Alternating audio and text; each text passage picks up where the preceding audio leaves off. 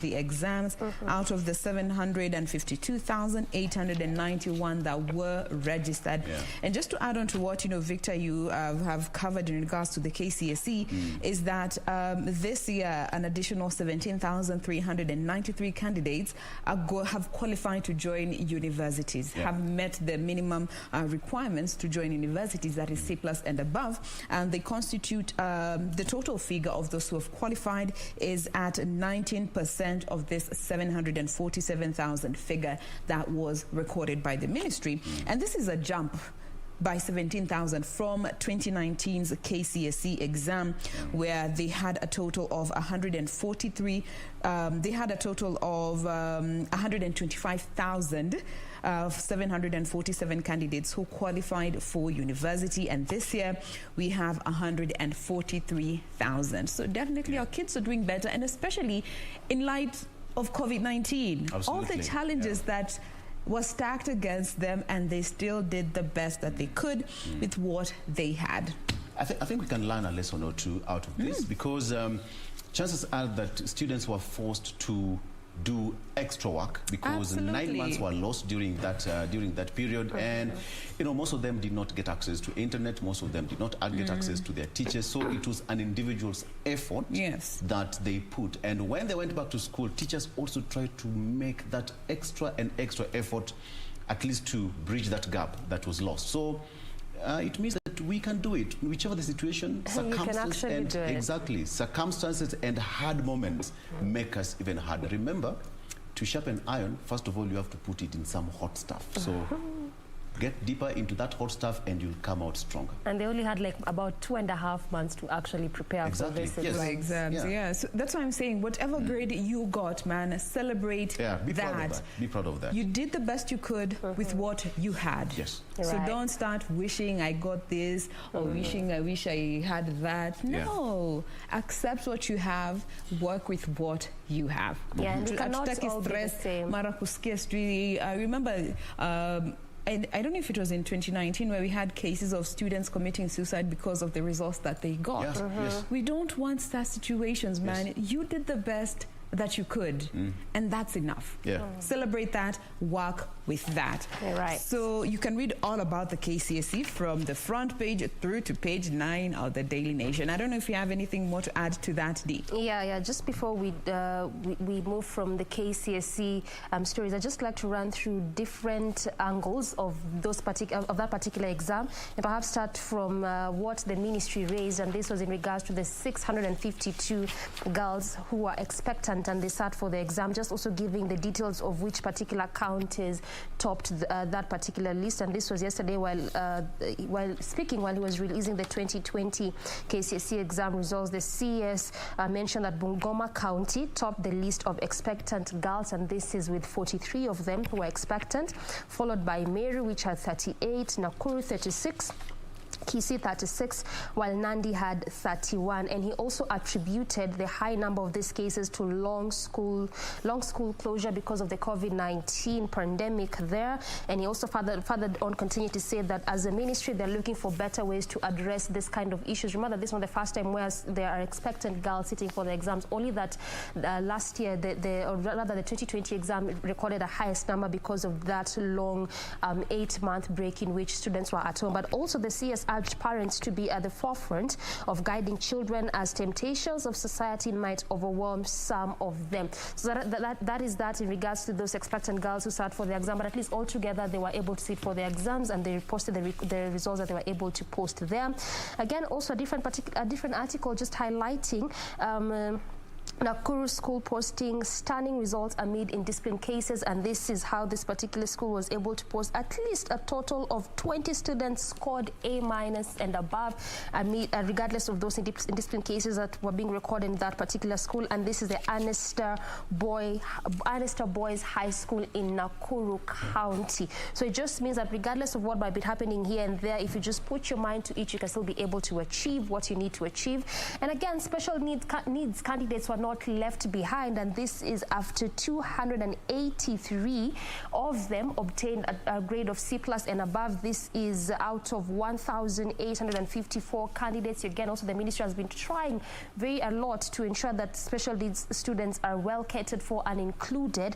And again, just as he was mentioning yesterday, is that the male candidates performed better than the female candidates, with 59 scoring C+ and above, compared with 44 females who had the same grades. And this is still around the special needs students there. So in as much as at least, you know, they could be having some difficulties here and there, they still were able to post better grades regardless. All right. Okay. So today we are going to keep politics aside. It's going to start at 8 moving forward. Right now, no politics on the newspaper. We will do it later on in details. Jen.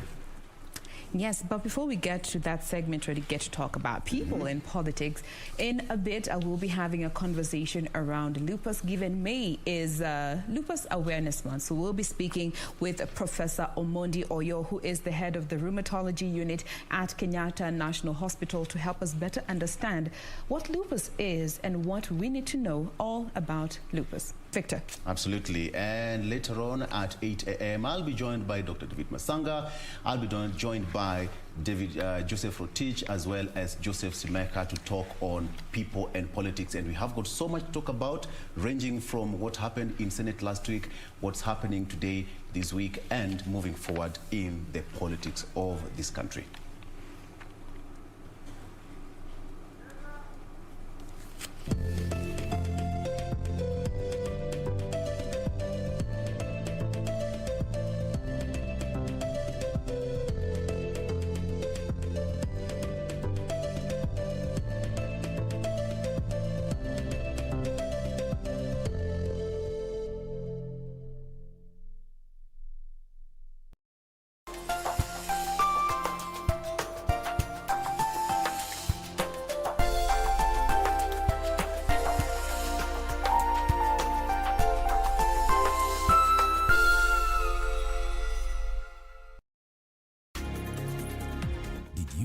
Disease and accidents occur suddenly and when least expected. If you have a medical insurance policy, it gives you peace of mind knowing that your medical expenses will be catered for by insurer up to your policy limit. Now you know. IRA, promoting insurance, protecting the insured. Je, umeomoka? Kama hujaomoka, kwenye QuickBin ndio mambo yote. Hapa tuko na fridge, kodi yake ni CM. Tuko na gas cooker, kodi yake ni CK. Tuko na TV, kodi yake ni TV. Tuko na simu aina ya Samsung ni SM, ama Oppo ni Oppo. My friend, mahali popote unanitizama, eka hizo kodi zake kisha utume kwa 4032353. 4032353, alafu utakuwa unaomoka na hizi bidhaa. Kumbuka, kwenye QuickBin ni bidhaa bora zaidi kwa bei ya chini kwa chini.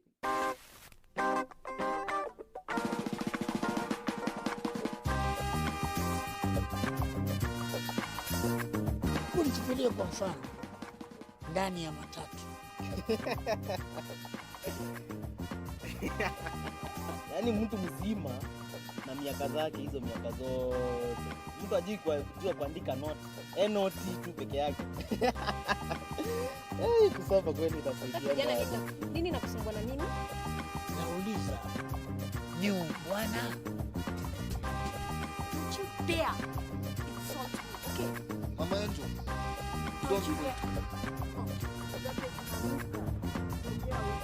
Haya, kwani ni vita? Nini wewe? Yaani wataka kumpiga. Huwezi mpiga, mpige nini?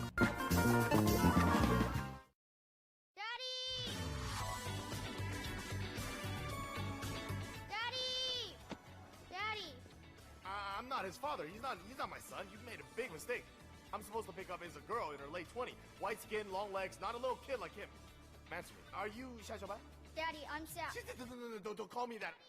Is this Xiaobai the girl who hosted us in America? The one with the long legs, white skin, and sweet Taiwanese accent? Yeah, that's her. His mother just passed away, and you are his father. Huh?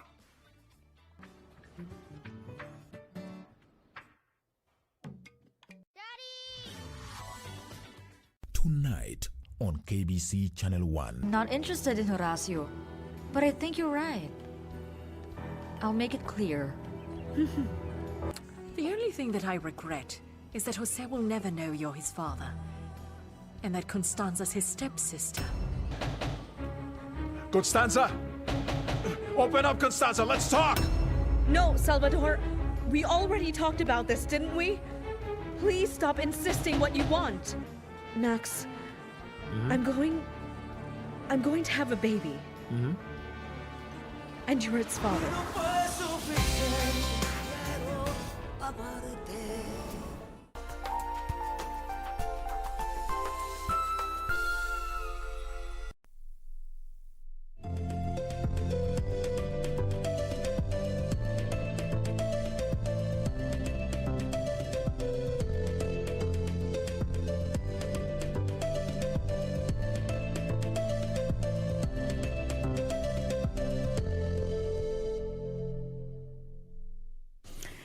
Good morning. In case you are just joining us, Karibu tena sana. This is Good Morning Kenya. As always, it is a pleasure to have you with us. My name is Jane Mamboy. Remember, we'd absolutely love to know where you're watching us from, so feel free to interact with us. Our Twitter platform is up and running. The hashtag to get on is Good Morning Kenya at KBC Channel 1. Ever remains to be the official station handle. My handle is Jane Mamboy, and my colleagues, you can find them as Dorina Range, Victor Olo, and Regina Manyara. So right now we want to get started with the first segment for the day, and this is all about your health. And as mentioned earlier, May is Lupus Awareness Month, and for most people we might not really know what lupus is. What are some of the risk factors that are involved when it comes to lupus. So we are here today to bless you with all the knowledge that we possibly can in this time space that we have, and we welcome you to share with us questions, comments, or any clarifications that you may be needing in line with this conversation. And to help us better understand this, we have with us in studio this morning Professor Omondi Oyo, who is a rheumatologist as well as the head of the rheumatology unit at Kenyatta National Hospital. Good morning, Dr. Good morning. Thank you for being with us today. Thank you very much for having me here. Absolutely. Are you on social media? Not very much. Not very much. Not very much. All right, we will address that after the show. Yes. All right, let's not just get straight into the details when it comes to lupus, but first we want to understand the bigger grouping that it falls under. And maybe we could start by helping us understand what rheumatology encompasses, what it covers, what it's all about. Rheumatology is the discipline in medicine which covers the diseases of the joints, the muscles, and the connective tissues. So most of them are autoimmune. That means that the body, the antibodies which are supposed to protect the body, attacks the body. And that's where lupus falls in. Lupus is an autoimmune disease. In fact, is that prototype. Prototype means that it is the main one. If you want to study autoimmune diseases, you must study lupus. Oh, wow. Yeah, because it is one whereby the body, the antibodies attacks the body. And one of the most important things about lupus is that it can affect any part of the body. And secondly, it affects mainly young women in their reproductive age, and active women who should be contributing to the society or should be learning in school and are spending most of their time in sickness and taking medicines. All right. I think we'll be getting some of those factors that maybe could be putting people at a higher risk. But looking at the statistics in Kenya, from what maybe you have seen, when it comes to lupus, what are the figures looking like in Kenya? We have not done some epidemiologic mapping of the various rheumatic diseases. But if you look at the diseases that we treat, the musculoskeletal diseases as a whole, they form the commonest reason why a patient would seek medical attention other than upper respiratory diseases. So the overall, the musculoskeletal diseases are the most common reasons why you find somebody visiting the hospital. Although lupus is inside there at a lower level, but back pain, for example, is at the top. followed by the various arthritis, osteoarthritis, rheumatoid arthritis, which affects 1%, and lupus is just close there. There is relatively rare, but very significant. Yes. I like the fact that you've clearly pointed that out. But now, when it comes to lupus, are there different types of lupus? Because you have mentioned that they can affect any part of the body. Given that they can affect these different parts of the body, are there specific or different kinds and types of lupus? Yes, you can say that, but we have systemic lupus, the one which affects every part of the body. And then we have what is called discoid lupus. Discoid lupus mainly affects the skin in a very severe manner. It may sound mild, but it is very disfiguring and affects you socially. Then we have the type that we get in children. We call neonatal lupus, where children of mothers who have lupus are born with congenital lupus, and therefore they have lupus as they're born. Okay. Yes. Now, from your interaction with the people that you have managed to interact with, and especially the general population, where would you gauge the people's awareness about lupus? Awareness of people in lupus is low. In fact, the awareness, when you're talking about Lupus Awareness Month, we are not just focusing on the population. We are also focusing on the health workers, because the low index of suspicion and low awareness leads to delayed diagnosis and misdiagnosis and sometimes underdiagnosis. Because somebody with lupus who has got the vague symptoms presents to a health center, and is said to have typhoid, to have malaria, to have HIV. It has symptoms that mimic other conditions. Yes, it can present in anyhow. So you must have a high index of suspicion. So the awareness is low even among health workers. And that's also one of our focus in the Lupus Awareness Month. Then in the general population, the situation is even worse. Because many of the patients with lupus have been considered to have been bewitched, or to have HIV, or to have something which is to have injured, to have annoyed the spirits. Culture still is heavy rooted when it comes to this. It's heavy rooted. Some women with lupus, for example, even among the Kikuyus who are thought not to have cultural issues, are thought. Another lady told me that no enough dowry was not paid for me, and that's why I have this disease. So they had to go and pay dowry so that she can recover.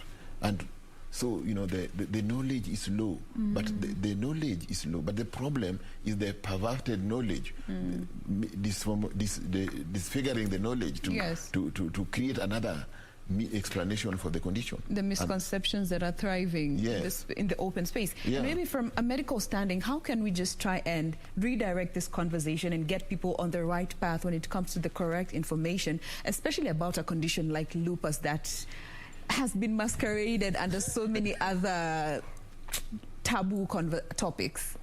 One of the areas that we are looking at lupus and rheumatologic diseases as a whole is to improve the understanding in the medical schools and health training programs. Like, for example, over the last 20 years, we have improved the curriculum of training at the universities, all the universities, for rheumatology and lupus in particular, so that our patients, our students and doctors who leave the medical school have a proper understanding of lupus. And if they can make a diagnosis and educate the patient and the family, that's one step. The second thing is patient education, so that the patient can know what they have. You know, the best educator is the patient. If somebody comes and tells you are bewitched, you say, no, I'm not bewitched. I have lupus, and this is what I have, and this is how it manifests, and this is what I need to take. And then we go to the families. And once we go to the families and the caregivers, because it is the same families who can tell you that you are bewitched, I need to take you to Loliondo to drink something, or you need to take this concoction to recover. So we go step by step, and in the process we are able to reach the people. But finally, this year, for example, the theme in the World Lupus Day yesterday is fighting lupus together, and the idea is it's a special day for caregivers and the patients to be educated on lupus, and we want to fight lupus together. Everybody, relatives, friends, and we want to use all available channels, this year we are focusing mainly on using the social media to educate people on lupus. Absolutely. And we thank you also for putting lupus on the map in Good Morning Kenya. You know, when they say knowledge is power, it definitely is, and especially when it comes to a condition like lupus, which, you know, sadly, and even in as much as we are in this 21st century, people still do believe some of these conditions are linked to cultural beliefs and the likes. But now, maybe somebody could be watching us this morning and they better want to understand, you know, more about lupus. And this is why we are actually using this platform to just be in line with the theme for this year when it comes to fighting together. And we start fighting using knowledge. Yes. Now, when it comes to lupus, what are some of those predisposing factors that, you know, somebody could be under that category, but they do not know they could be at risk of lupus? And I'd like for you to just... earlier on, you had mentioned that their young females are at a higher risk. So does that point out that gender has a role to play when it comes to lupus? Yes, gender has a role. Being female is one of the biggest risk factors for lupus. Okay. Because 90% of people with lupus are females. 90%. 90%. Wow, that is a huge But figure. when we look at Kenya, some of the studies we've done, the figure could even be higher. While in the West, they talk about 9 to 1, as we are seeing even 20 to 1. So it is much rarer in men. So being female is very important.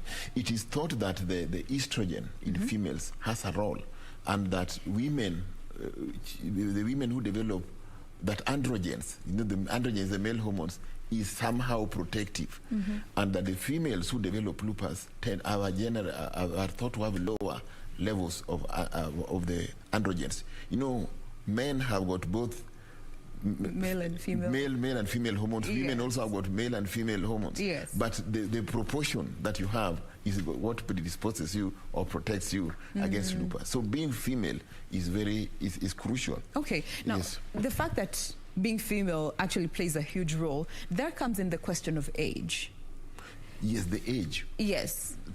Apart from being female, the other thing is the genetic predisposition. Yes. There's a genetic predisposition. Okay. And if you have, for example, lupus, the chances of you transmitting to your offspring is about 25%. So 25% chance. And that genetic contribution is important.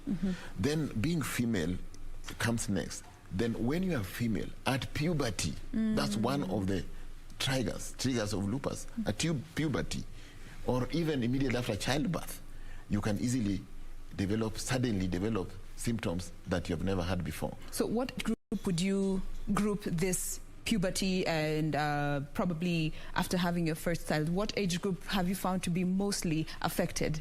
The peak onset of lupus is from the age 20 to 30. Okay. That's where you have the majority in terms of onset. But anybody can develop lupus because the prevalence increases with age, but the peak onset is around 20 to 30. But that does not mean that somebody less than 10 years cannot develop lupus. The children also do develop lupus. Teenagers do develop lupus, especially at puberty around 14, 15 years. But the peak is 20 to 30 years, and the majority of people are between 30 and 40. Okay. And that's the importance of lupus, because it is affecting people like you and me who should be active in school, active at work, producing, building the economy. But now they are bogged down with a condition called lupus. Now, I was going through an article yesterday, and it pointed out that race could also have a role to play in this. And I'd like for you to just clarify this for us, because that particular article indicated that those of us with African descent are at a higher risk of lupus. I don't know if that is factual. Yes. In the studies done in America and in the UK, they have found that the people of black descent, the American, the black descent, are at a higher risk of developing lupus. And not only that, they also at a higher risk of having severe lupus. And that's what has been observed. Even in UK, because you know they have a very many Huge black population. Yeah. But also there's the issue of disparity of healthcare. So maybe they have severe disease because they have got their the healthcare system has a role to play. Does not favor them. Yeah. They are not favored by the good healthcare system. We don't know, but it has been observed that they have more disease and they have severe disease. However, yes, this was not observed in Africa. In fact, there's a time when people thought that having malaria is protective against lupus because they did not see much lupus in Africa. Okay. In fact, the situation was bad because, you know, the newest drug used for treatment lupus is called belimumab. And they did studies in America and Europe. So we said, no, this drug needs to be studied in Africa. So they gave us protocols and we had ethical approval to do it in Kenya and South Africa. Then all of a sudden they withdrew and said, there's no lupus in Kenya. Why do you want to study this? So it's because we do not talk much about it. Yes. We have not published much about it. So race, we are now seeing it, and it is not rare in Africa. It's very, very common and it's being observed. Perhaps many people used to pass as having been bewitched or something, or having strange disease, or having annoyed the ancestors. Again, knowledge has helped lift that cap that was there. Yes. Now, I like the fact that you've brought this conversation to the African space, because that now maybe could help explain if environment has a role to play in all this, and could there be triggers in the environment that could actually trigger the onset of lupus? Yes, there is. In fact, one of the strongest triggers of lupus is this sunlight, the ultraviolet light. For example, I know many of my patients, every time December strikes, I'm always sitting on the edge because I know many of my patients who have gone for holidays in Mombasa will call me, or my colleagues in Mombasa will call me, we have admitted one of your patients because they are overexposed to the sunlight. So exposure to the sunlight is one of the biggest triggers, and that's why that's one of the things that we need to watch. We advise against that. You have to use sunscreen lotion, wear clothes or attire or even straw hats that cover you so that you don't get undue exposure to the sun. Okay. And then there are other infections, like viral infections are thought to do that. And even injury, any trauma, any stress can trigger lupus in somebody who is predisposed. So the environment is fraud, contributes to development of lupus. Okay, now let's come to how it presents itself. So again, to just help do away with the misconceptions that could be about lupus, one thinking it's this other condition or it's just a rash that comes and goes, and maybe it's something that they've been having for a while. Tell us a bit about the signs and symptoms that we need to watch out for that could be pointing to lupus. Yeah, the lupus, as I said, affects any part of the body. And the signs that you need to look out for, number one, is just rash, skin rash. Skin rash, especially in the sun-exposed area. You get darkening of the face, darkening of the areas which are exposed to the sun, darkening of the arms. But any form of skin rash is possible to be found in lupus. But there are also some non-specific things like just being tired, fatigue. In fact, one of the things that lupus patients complain about is tired. In fact, one of the earlier people who suffered lupus in the earlier days said, I'm tired of being tired. Oh, wow. So you just feel tired, you are fatigued. But if I go systematically, lupus can affect the nervous system. It can present with headache. It can present with psychosis, just mental problems.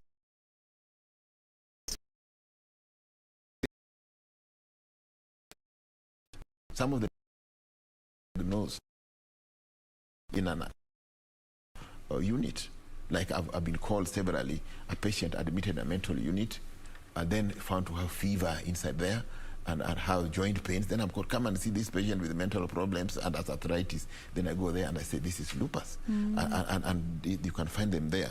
Depression. They can even present with convulsions. Some of the patients who are being followed up as epileptic actually have lupus, and then they can go to the extreme and have stroke. One of the commonest causes of stroke and heart attack is lupus or lupus-like syndromes, especially among the young people. Okay. Yes, so that's the nervous system. Then in the mouth, the lupus can come, you can present with sore tongue or mouth ulcers. And these affect up to 15% of the people. It's a common to the extent that it is one of the diagnostic features of lupus. Yes. One of the classics that you look out for. Yes, when a patient comes with lupus, they must open their mouth and you look inside. Is there an ulcer? One of the problems with this ulcer, sometimes they are painless. They can even be in the palate, and the patient does not even know that he has an ulcer in the mouth. And that's one of the things we look out for. Then in the extremity, they can present with cold fingers. When they go to the fridge to remove something, they find their fingers are changing color, turning blue, turning white, and sometimes very painful. And sometimes it can go to the extent of the fingers developing gangrene. So it's a, we call it Raynaud's phenomenon. It's one of the classic things, and they fear cold. And you advise the patients to wear gloves, during cold weather. And also the blood is affected. The patient can come with anemia. Any anemia and clotting abnormalities. They can present with clotting of blood in the legs, the DVT, the clotting that you hear about, people talking about when you get COVID vaccine and so forth. It's also something that we see in lupus. Clotting of blood and blood anemia, dropping of anemia or blood levels, or any component of the blood. White cell can drop down, platelets can drop down, and therefore you get bleeding easily. Okay. Yeah. And of significance for ladies also is the hair, loss of hair. Is very important. And that's one sometimes lupus we think is missed in men, because in men baldness is an expected thing. But for women it is a serious thing. And loss of hair is one of the commonest problems that we see in lupus. And as skin rash, as I said. Okay. Now, what are some of those complications that come along with lupus? Because, you know, I was interacting with someone yesterday, and they told me the first time they heard of lupus was a few years ago when one of the celebrities, she's known as Selena Gomez, did come out publicly to say she has lupus and she needed a kidney transplant. And she said this is as a result of lupus. What are some of those medical complications that could affect other organs that are linked to lupus? Yes, thank you. I'm not feeling the complication can be seen in any organ. Even in the heart and the lungs. You can get a problem. You can get any problem in the heart, chest pain, fever, difficulty in breathing, and also in the kidneys. It affects the kidney, what we call lupus nephritis, and this is even much more common in men with lupus, and you see them in many patients with kidney failure have got lupus. And finally, the joints. Lupus is a common cause of pain and swelling of the joints. So in the past, many patients who are not well managed used to develop kidney problems, and therefore most people used to present first with the kidney failure. But now, with improved management and improved management of complications, it is decreasing.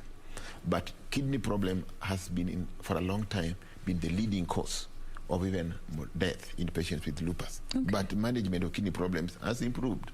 But this has brought in another problem, in the sense that now that they're living long, you get things like stroke, heart attack, those ones now taking over.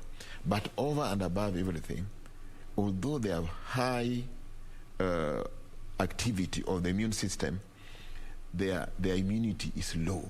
You know, take for example, in a town where police are fighting among themselves or fighting among themselves, the thugs now will just get a field day. So because the antibodies are involved in fighting the body, the bacteria that causes infection having a field day in the patients with lupus, and therefore the leading cause of death all throughout the years has always been infections. Now let's get to the management and treatment options that are there available for lupus, and especially here in Kenya. Let's start with the treatment options that are available. In fact, these days we say that the world is a global village. Yes. Whatever is available anywhere is also available here. Okay. The only problem is that who is meeting the cost. But number one, we deal with the drugs which are available. We deal with the usual pain medications, and which also help with inflammation. Those are available in Kenya.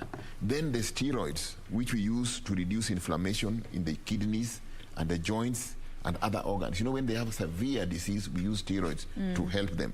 Then the other one is anti-malarial drugs, the hydroxychloroquine. This one, which was initially taken from us. In fact, when COVID came and it went to COVID, it brought severe problems for our patients with lupus. In fact, the price was escalated. It used to cost 20 shillings per tablet. It went up when at the first wave of COVID to 90 shillings. But it has not come down in spite of the fact that it has been found not to be useful in COVID. People made a kill with antimalarials. So chloroquine and hydroxychloroquine is available in this country. Okay. Then we have some other drugs, immunosuppressive drugs, like azathioprine, which is available. We have another one called mycophenolate mofetil. That one is also available in this country, but it's a bit high in terms of cost. The cyclophosphamide, which is used for severe disease, and there are other newer drugs, like one called belimumab.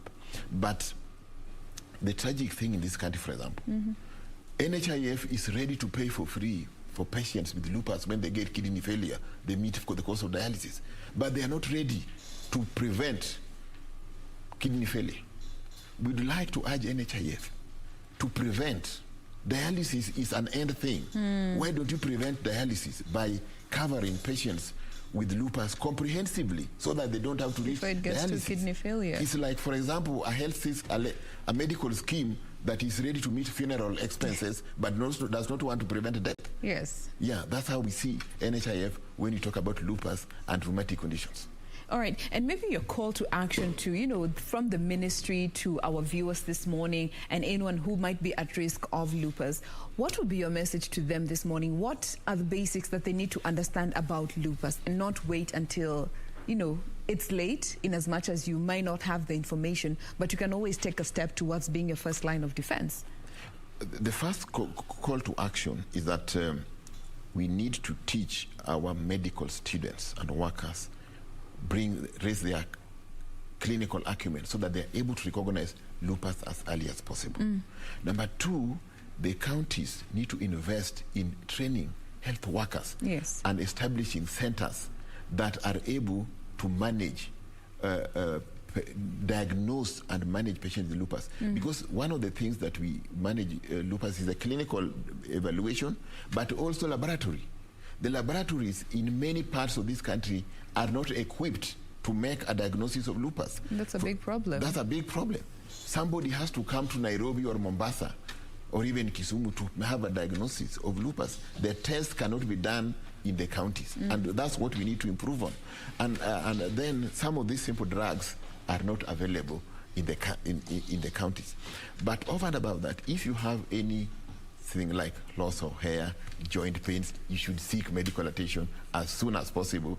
And once you are diagnosed to be having lupus, stick with it. Don't allow yourself to be derailed to some unproven remedies or some weird explanations. Follow the medical treatment that you are under, at least guided by your doctor. Yes. Now, there's Kelly who is asking, how does lupus behave in children?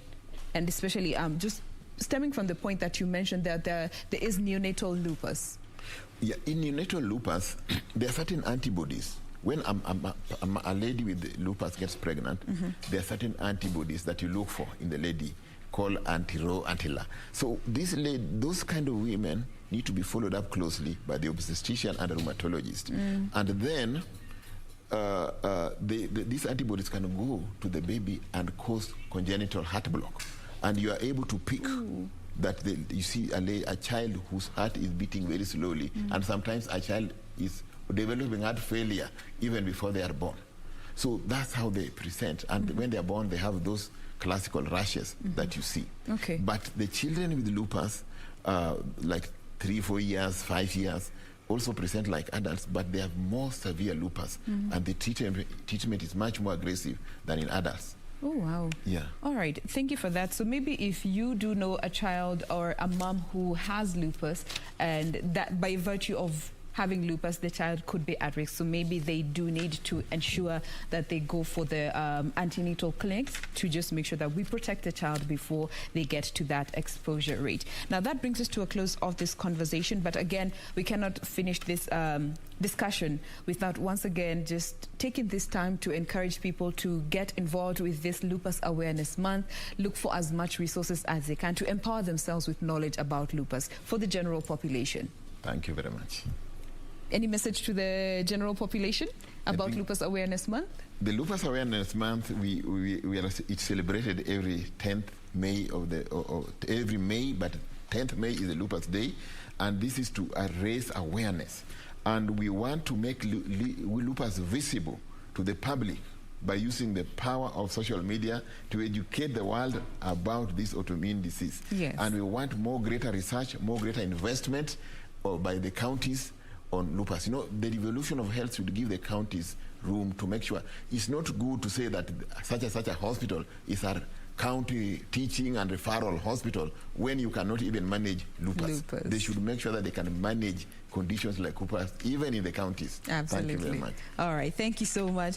We have been speaking with Professor Omondi Oyo, who is a rheumatologist at Kenyatta National Hospital and also doubles as the head of the rheumatology unit still at Kenyatta National Hospital. Remember, once again, this is Lupus Awareness Month, the theme being fighting lupus together, and we talk about doing what you can with what you have where you are. Let's start by getting as much information about lupus so we can help anyone who might be at risk or exposed or has lupus live a better quality of life and not, you know, succumb to some of these misconceptions and misinformation that we are having circulating about lupus. That is that in regards to this, but we have so much more coming up in not too long. But coming up next, people and politics. Stay with us.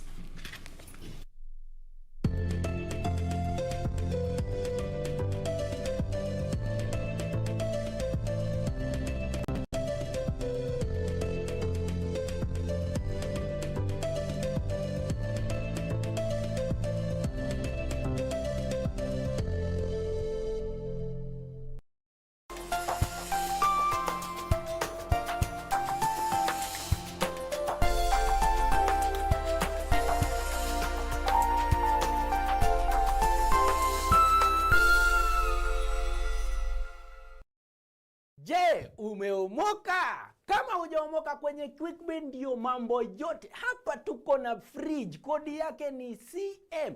Tuko na gas cooker, kodi yake ni CK. Tuko na TV, kodi yake ni TV. Tuko na simu aina ya Samsung ni SM, ama Oppo ni Oppo. My friend, mahali popote unanitizama, eka hizo kodi zake kisha utume kwa 4032353. 4032353, alafu utakuwa unaomoka na hizi bidhaa. Kumbuka, kwenye QuickBin ni bidhaa bora zaidi kwa bei ya chini kwa chini. Next on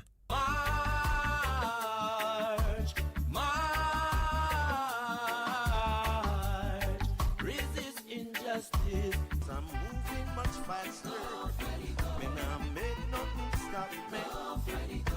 Everybody needs someone to love. Everybody needs someone to care. They can stop my love now. None of them can stop my love now. A woman like you, oh, I don't deserve it. tonight on KBC Channel 1. My mother, Minister Kallata, grandmother Helena, and Siamak were also part of my family. Remember your promise. Because if you make the mistake of returning to Patliputra, then... Has the Emperor stooped so low that even with you? No, it was my decision to come here leaving him. But the stain on your clothes suggests something else, Mother. Ashok cannot die as long as this lamp burns. Until then, I will wait for his return. My love will keep him alive.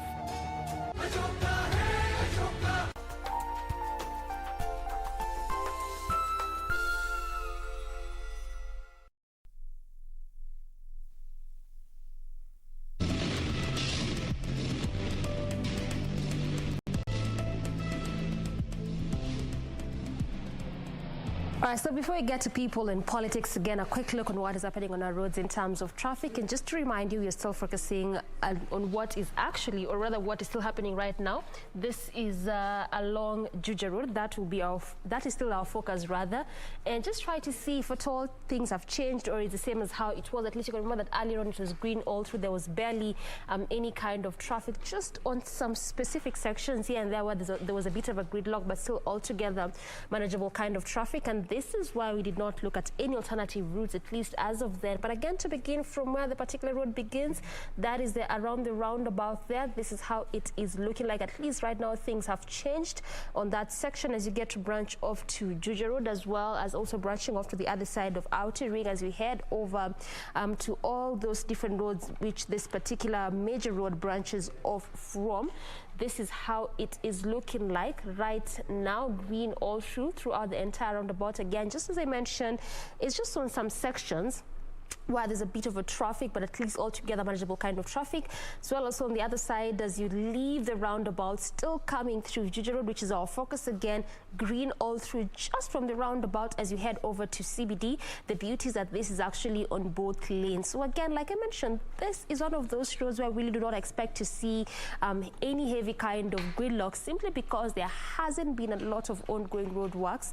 And also the fact that along this route, just aside from the roadworks, which ultimately would lead to the kind of heavy traffic, there's also that thing of numerous estates as well as businesses here and there. This is the small and medium scale businesses. So that would be perhaps where we would see the heavy kind of traffic, but at least as of now, there's none of that.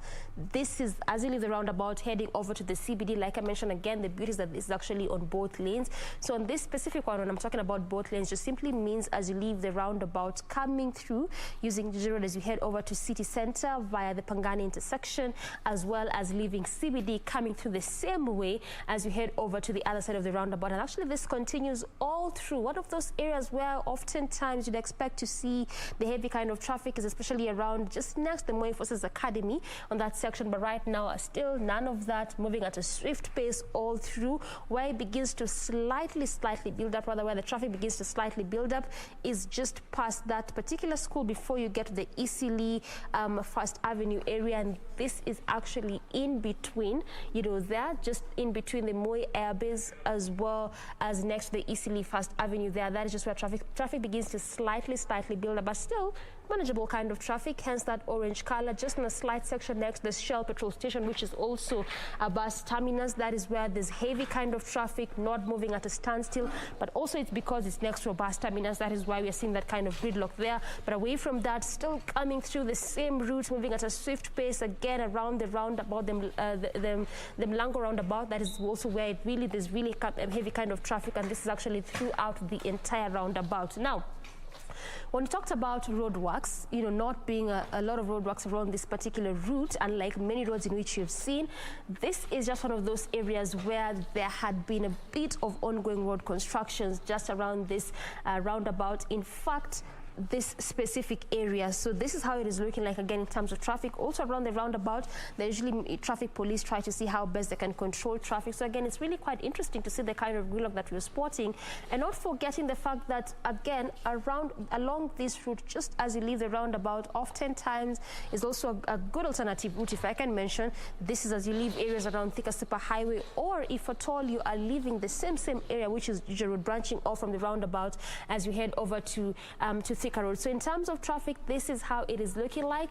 A bit of a traffic gridlock through the entire roundabout. In fact, in some sections moving at a very slow pace. This is as you leave Juja Road, coming all the way to the city center. This branches off all through as you head over to the CBD via the Pangani intersection. But also, at least the good thing is that where there's really that kind of heavy traffic is just specifically around the roundabout. Past there, still sticking with Juja Road, moving at a very fast pace, no traffic at all. And again, it's also interesting because it's day 2 of the opening of school. So most of what you'd expect to see on major roads, key among them being this one, is that kind of heavy traffic, but there's none of that as well, moving at a very fast pace. And this is also being witnessed around that Juja intersection. Around that Pangani intersection, rather, as you come to the city center. So again, if you're using this route, going about your businesses, this is still the best time for you to do that. And also, if you're coming from Thika Superhighway, given the kind of heavy traffic, especially around Muthaiga roundabout, Pangani area, still this intersect around the Pangani Gas remains a very good alternative route for you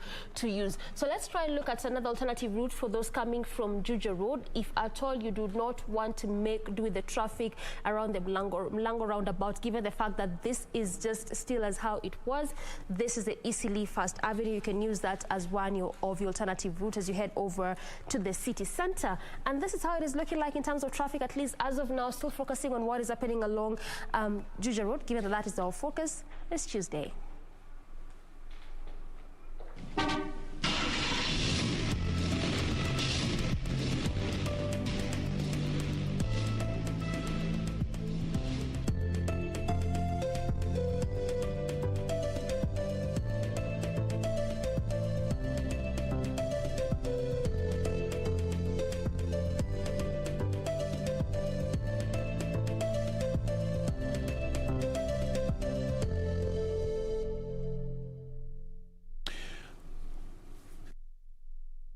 All right, good morning once again. Welcome back. This is Good Morning Kenya. Of course, you are right in time for people and politics, and if it is Tuesday, you know how we do it.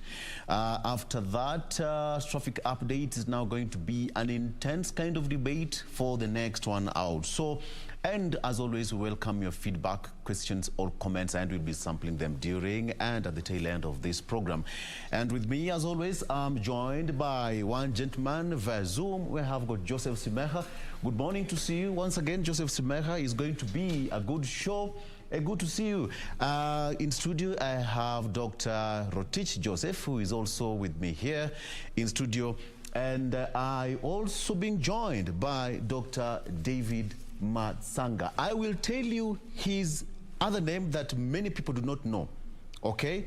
There is a name that David Matsanga uses. I will tell you that name, unless you don't want me to say that, but yes, I will tell Joseph Rotich, your other name, it starts with N, all right? It starts with N. So Rotich, get ready for that. So ladies and gentlemen, let's get into it. And first of all, let me start with you, Rotich. The examinations results were released yesterday, and the students have done amazingly well, despite the COVID pandemic. I think, I must congratulate the Minister of Education. Yes. He did a superb job. And the Minister himself was personally involved in the supervision. And the teachers also who put up with a lot of pressure. Yes. And I don't want to forget the parents. The parents did a lot of work. You know, along the 9 months when the schools were closed because of the corona pandemic. Yes. The students were with the parents. And I overheard some of the schools saying that the parents were the ones who were supervising actually their candidates or their children when they were at home. Because most of them actually read online, because not many of them had that opportunity. Yeah. But what we learned from the interviews that was undertaken by the media about what the parents had to do or what the parents did, they did a superb job. So, I mean, the parents all over Kenya, you deserve our congratulations, the teachers, and the Ministry of Education, which supervise everything. May God bless you. Absolutely. You did us proud. And you know, although I had a candidate, and I'm proud that I'm among the people. Oh, okay, okay. So we thank God for all these things. Absolutely. And as parents, or Joseph Simeha as a parent, and David Matsanga also as a parent, how do you take this? It came at a very hard time for, I mean, the entire universe was under lockdown. Joseph Simeha, what's your take on this? Thank you very much, Victor. As I congratulate the candidates, all the candidates, literally all the candidates, I should just hope that it reminds the situation we've been through with regards to coronavirus and how it affected education. I hope it reminds us of the need to overhaul the education system in this country so that it can be more reflective of our identity as Africans, hinged on the African philosophy of Utu, rather than what it is now that mostly examines and takes us through and examines foreign concepts. I am hopeful that the processes we are engaged, the reform processes we are engaged in, can lead us to reform our education system so that it can be holistic and give us pride in being African, and especially Black African. That's what I look forward to. While I congratulate all these candidates, I know that they've gone and they're still going through a system that is mostly alien and foreign, a system that denigrates our African identity. So my hope, prayer for the future, for the younger people coming from down, is that in the next 1 to 3 years, we will have completely overhauled the education system, removed this thing that denigrates the African identity and puts most of these people, young people, down in the name of examinations, so that we have a holistic education system that promotes us and teaches us and educates us in our African environment, and focuses more on developing the human person, the African human person, the mind and the body and the soul of the African human person, so that we may relate to other human beings in this world with pride, not wishing to go where they are or to be like them, but making the best out of our African environment.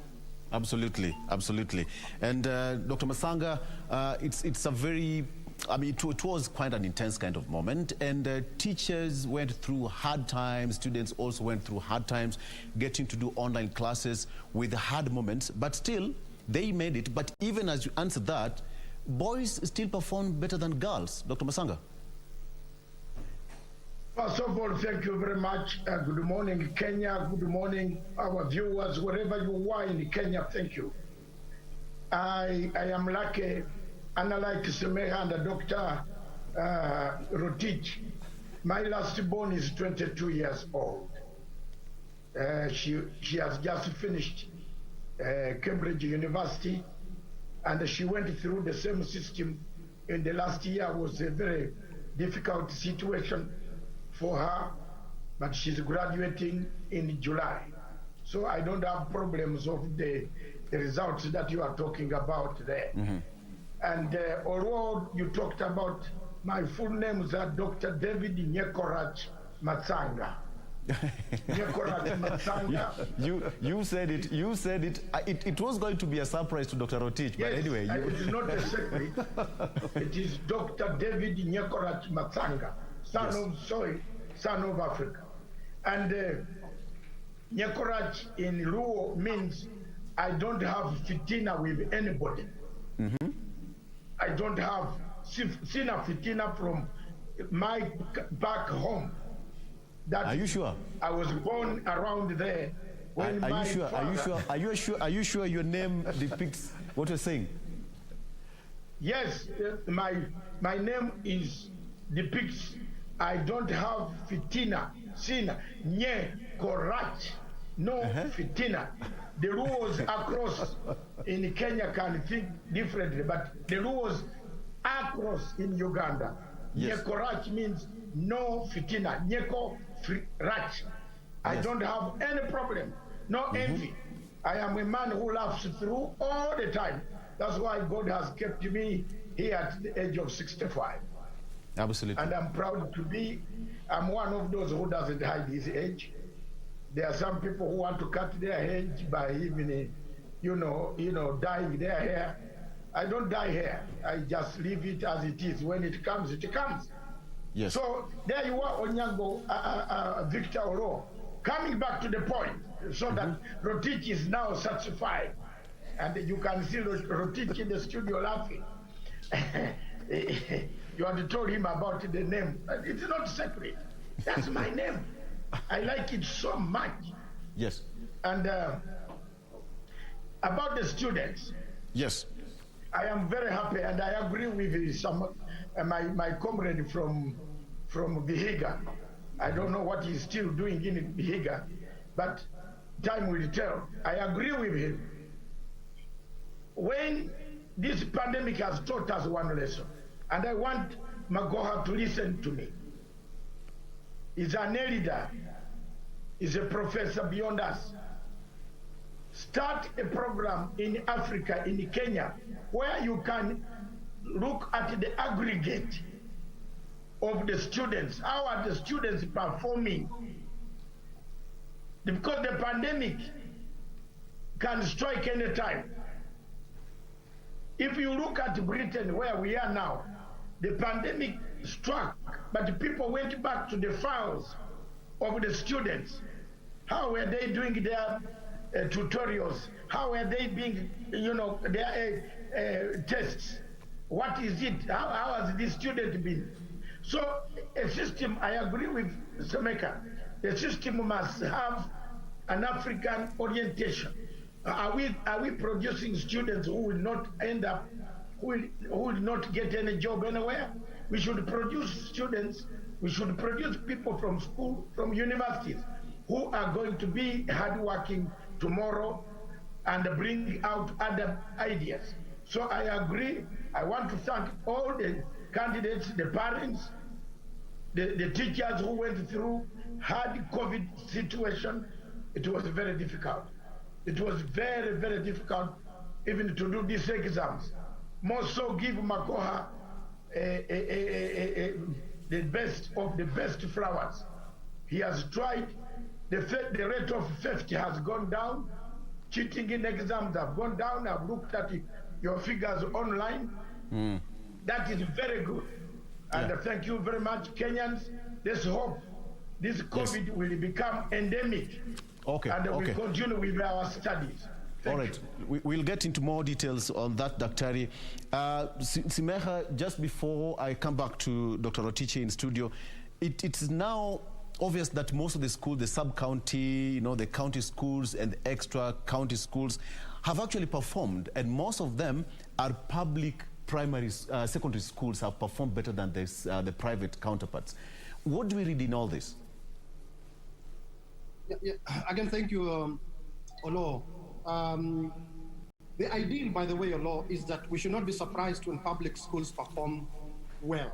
Yes. That really should be the ideal. That should be the ideal. That education needs to be a public good, not a good that is private for profiteering on the marketplace. So that there should be no surprises. We should be having all our schools as public, yes, with our children accessing education for free, from primary, from basic to early learning, early childhood development, university for free, and all of them being encouraged, facilitated, and promoted to pursue education beyond that as a public good. It should worry us when we get surprised that public schools are performing well. It confirms where we have confined our education as some private commodity tradable at the marketplace, so that we get surprised when we see public schools performing well in national examinations. Yet that is not enough. We need to see the quality of the person or the candidate or the Kenyan, these public schools, our schools, not just public schools, our schools produce, so that it is a Kenyan we are proud of as an African, primarily as an African, our identity, our basic identity being the African identity. So I am just emphasizing that this thing of appearing, and I'm seeing it on the newspapers and so on, appearing to be surprised that public schools have done well. That ought to be the norm, that education is a public good, therefore schools and universities are public institutions, and they do well, because these are the things that prepare the nation of today, tomorrow, and for the future, inshallah. Absolutely, absolutely. Dr. Rotich, what's your take on that? I think going by the experience, Victor, public schools have actually improved. Yes. And that the improvement actually has happened as a result of well-managed institutions, and also the availability of institutional facilities. Talk about the constructions of schools. That I give credit to NGCDF, who has marvelously built a lot of schools, or many schools in every. You see, CDF is actually a grassroots default fund, which touches every constituency. It touches the grassroots of the grassroots. And we can see schools which have been built in almost every constituency, in every county, and with the improvement of facilities. I mean, the educational facilities, with the improvement of the teachers' salaries, that means they are motivated to work, and the proper management of these schools. You see, there's every success, although depends entirely on the right leadership. So we have the minister in place who is actually very articulate in his work, and he has been supervising it personally. You have seen Makoha traversing the country across, talking to teachers with all the kind of problems that the teachers are facing. So with all these improvements in place, I can say the Ministry of Education, The NGCDF has done a superb job by availing proper facilities on the ground. And we are proud as Kenyans that public schools are taking up. And again, what you are seeing, Law, yes, is that the education system will not be very expensive. Now that the schools and the most performing schools are centered just at the grassroots. It is not like in the years back where the children have to travel far away from their home, seeking for education elsewhere. But we are talking about students who are performing in their own backyard, which is a real improvement in our educational system.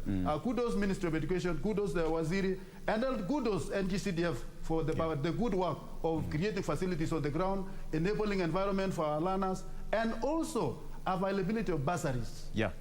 You talk about bursaries that are available through CDF, through the county governments, the presidential bursary, and all these have actually accumulated to beef up the needs of our children. And I'm proud as a Kenyan to see how education system and even during this process, we saw the return of academic giants way back in the 90s and the in early 80s.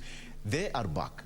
Yes, it is not a miracle that we are seeing what we are seeing. It is out of a well-planned kind of work. And my friend was talking about customizing our education to suit our needs. Yes. We have the we call the CBC. CBC. This is a curriculum that has been coined to improve the talents directly. So we are hopeful that this system actually will succeed, because we shall be bringing up the breed of a society that will build this nation as we eye towards the 2030 or our industrialized nations.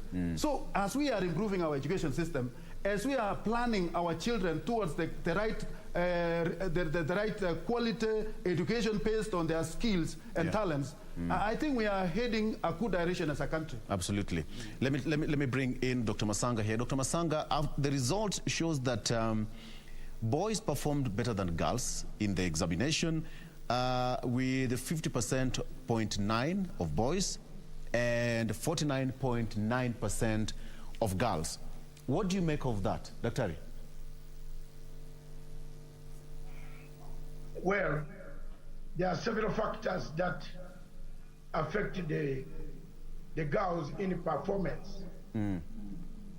Some of them that can be healed or cured by the system, by the education ministry, and the planning, the policies of the ministry. Yes. And the government. For example, girls spend most of the time also when girls leave their houses. Yes. There is always a difference. If you grow up with sisters, the mother would like to see your sisters doing some work before they go to school. In some houses, girls end up looking after their own, siblings, the younger ones. There are so many delays. Also, there is need for encouragement. There is need for the civil society to go out to educate the Mr. Simekas, to go out and educate the younger generation that this is the life. There are some of our traditional culture that also makes it difficult for girls to shine.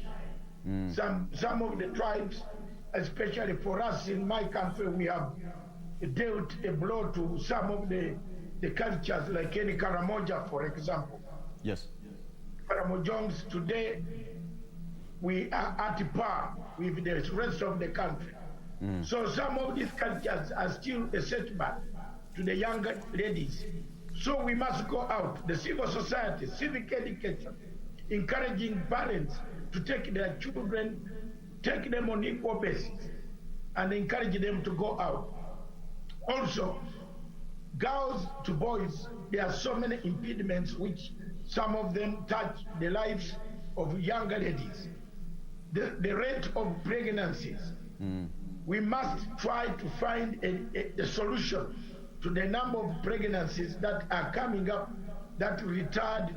Once a younger girl sees another younger girl is gone, there is that, you lose hope.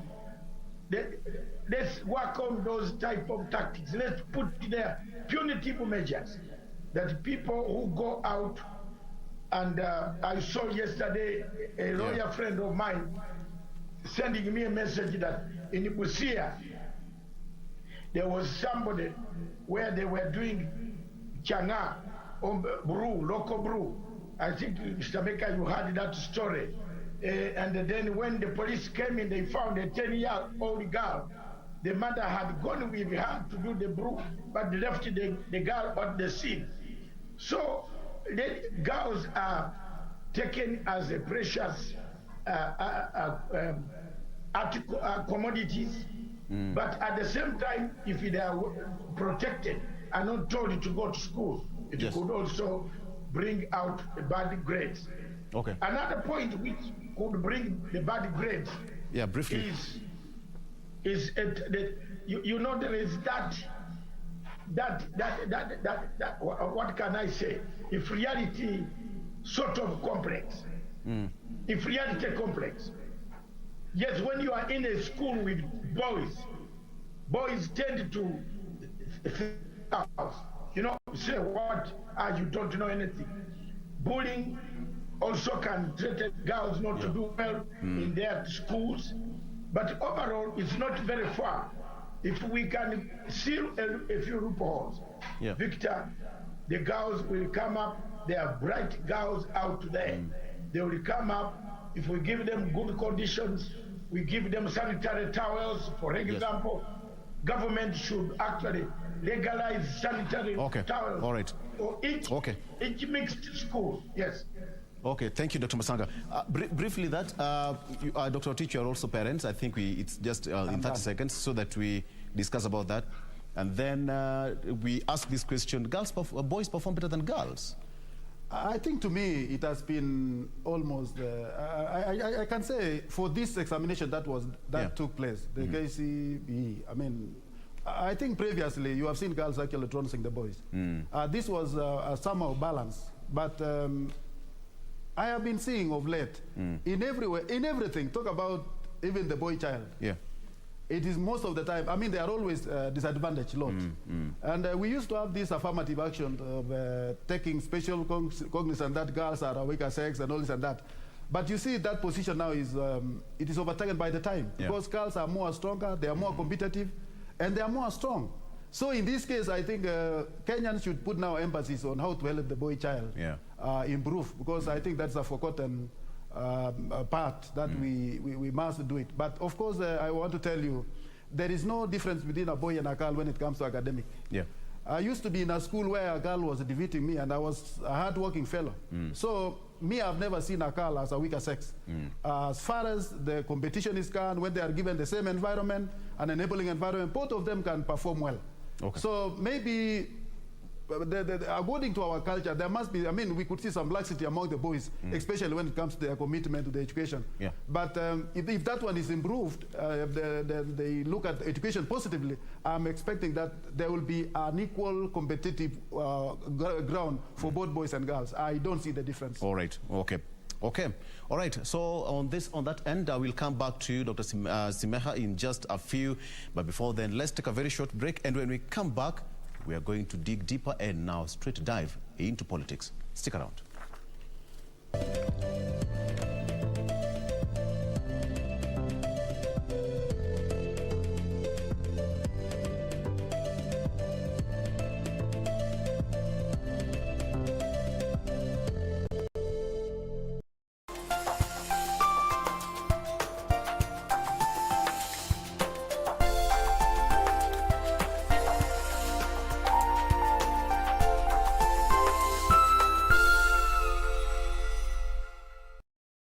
Je, umeomoka? Kama hujaomoka kwenye QuickBin ndio mambo yote. Hapa tuko na fridge, kodi yake ni CM. Tuko na gas cooker, kodi yake ni CK. Tuko na TV, kodi yake ni TV. Tuko na simu aina ya Samsung ni SM, ama Oppo ni Oppo. My friend, mahali popote unanitizama, eka hizo kodi zake kisha utume kwa 4032353. 4032353, alafu utakuwa unaomoka na hizi bidhaa. Kumbuka, kwenye QuickBin ni bidhaa bora zaidi kwa bei ya chini kwa chini. Tonight on KBC Channel 1. My mother, Minister Kallata, grandmother Helena, and Siamak were also part of her. Remember your promise. Because if you make the mistake of returning to Patliputra, then... Has the Emperor stooped so low that even with you? No, it was my decision to come here leaving him. But the stain on your clothes suggests something else, Mother. Ashok cannot die as long as this lamp burns. Until then, I will wait for his return. My love will keep him alive. Tonight on KBC Channel 1. Not interested in Horacio, but I think you're right. I'll make it clear. The only thing that I regret is that Jose will never know you're his father, and that Constanza's his stepsister. Constanza! Open up, Constanza, let's talk! No, Salvador. We already talked about this, didn't we? Please stop insisting what you want.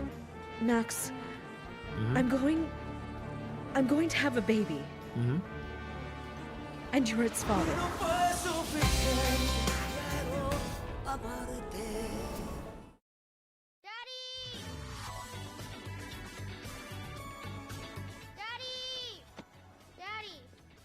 I'm not his father. He's not my son. You've made a big mistake. I'm supposed to pick up as a girl in her late 20s. White skin, long legs, not a little kid like him. Answer me. Are you Xia Xiaobai? Daddy, I'm Xia. Don't call me that. Is this Xia Xiaobai the girl who hosted us in America? The one with the long legs, white skin, and sweet Taiwanese accent? Yeah, that's her. His mother just passed away, and you are his father. Huh?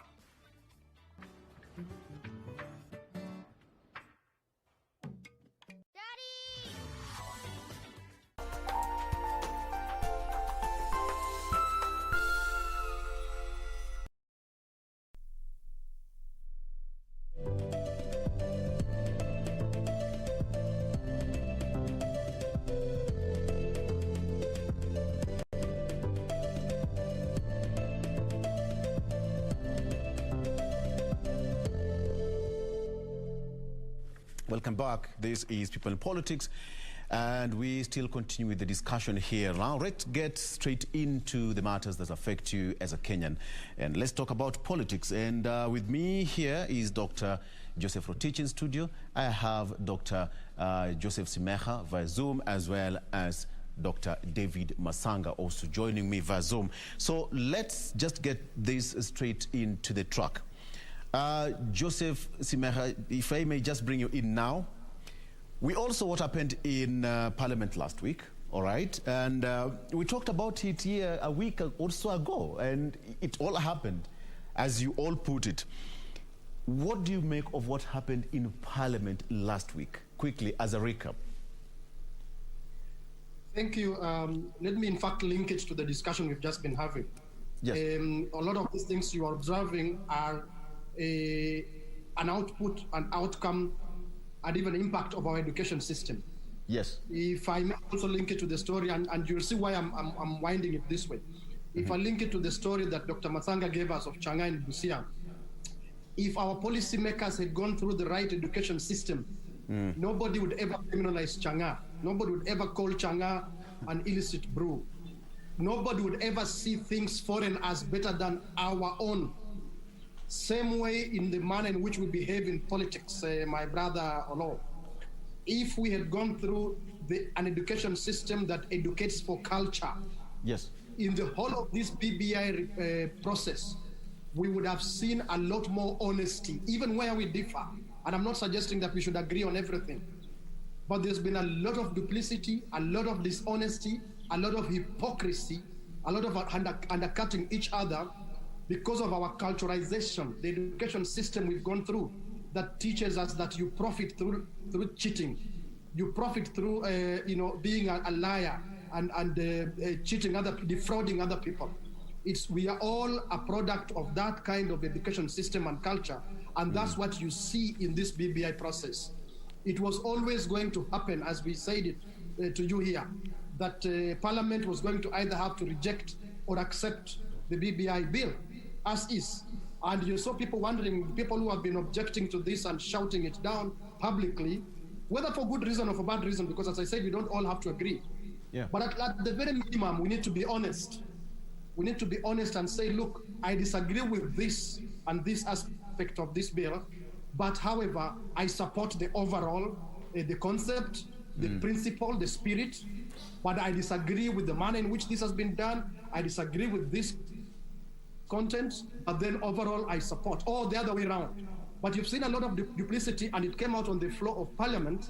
Yes. Because we are products of that kind of education system and culturalization that makes what is illicit profit, illicit character, bad character, bad behavior, actually pays in this country, unfortunately. We would rather have shown the people of Kenya that we are debating this thing honestly, sincerely, and very candidly, and then we show that our voting behavior reflects what we've been saying in private and in public. If I may just say that, do not be surprised that what you saw happen in the National Assembly is also more or less just what is going to happen in Senate. It's unfortunate also, just finally, Olo, that there's quite a bit of hypocrisy. There are people who say good things, and I would like to give them benefit of doubt and say they mean well. Yes. But I ask them, where have you been? Why do you wait until it is too late for anything to be done about what you are raising? I know you have every right to raise it, but should you actually have raised it at a time when it would have been for the benefit of your party, of the nation, of your side in the political equation, and so on and so forth? Why raise when it's too late, when even your own hands are tied and there's nothing we can do about it? And finally, let's give people hope that these things will not be cast in stone. Yeah. We will keep re-engineering our society. We get to a place where we say what the decision we made in 2021 is not good for Kenya. We should still have another look at it. I don't think we should talk about being reform fatigued. Our society is still very young, and a lot of undemocratic things in it. We still must have a chance to keep re-engineering our society. Thank you, Mr. Law. Absolutely. Let me just bring in Dr. Masanga in this and also ask him, Doctor, I know you followed the proceedings in Parliament last week, and people voted the way you voted, and it's all out there, all right? What do you make of what happened in Parliament last week, Dr. Masanga?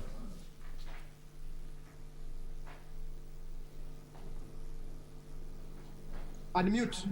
Yes. Oro, Mr. Victor Oro, and Mr. Smeka, and Dr. Rotich, in our last show, I told you,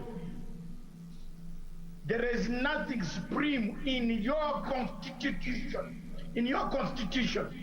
than Article 257.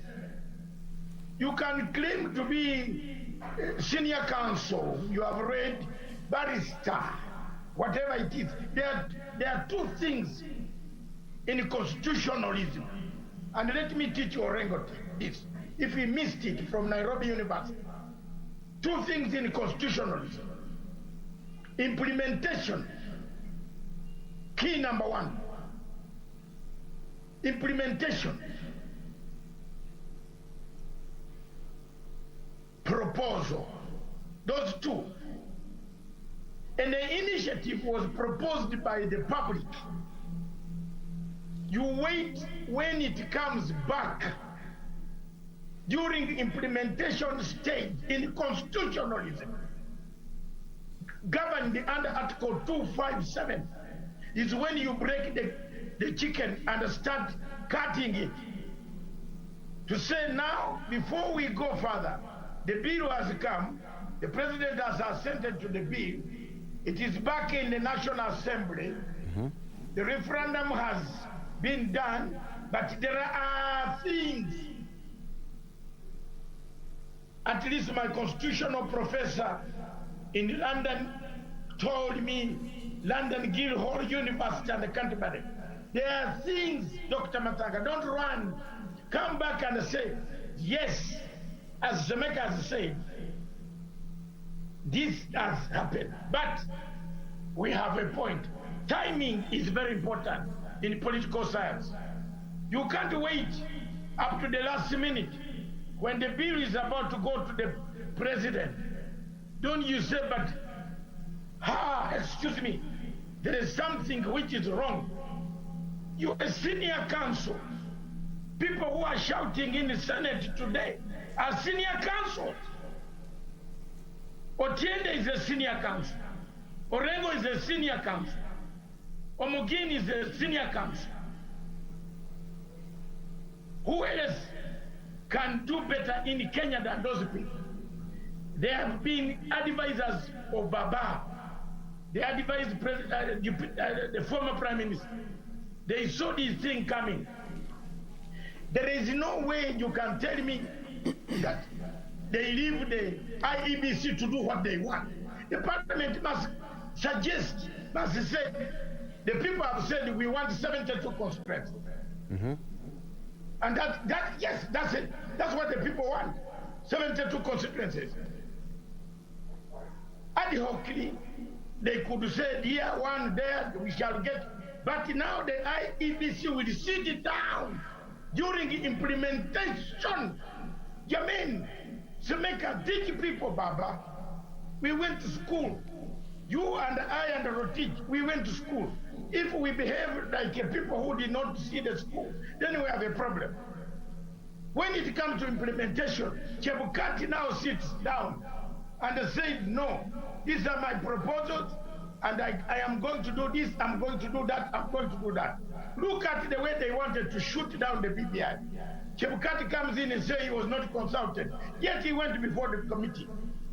Let me tell you, Victor Oro, this bill, and today, there is no speaker on planet Earth who can rule that you can open it.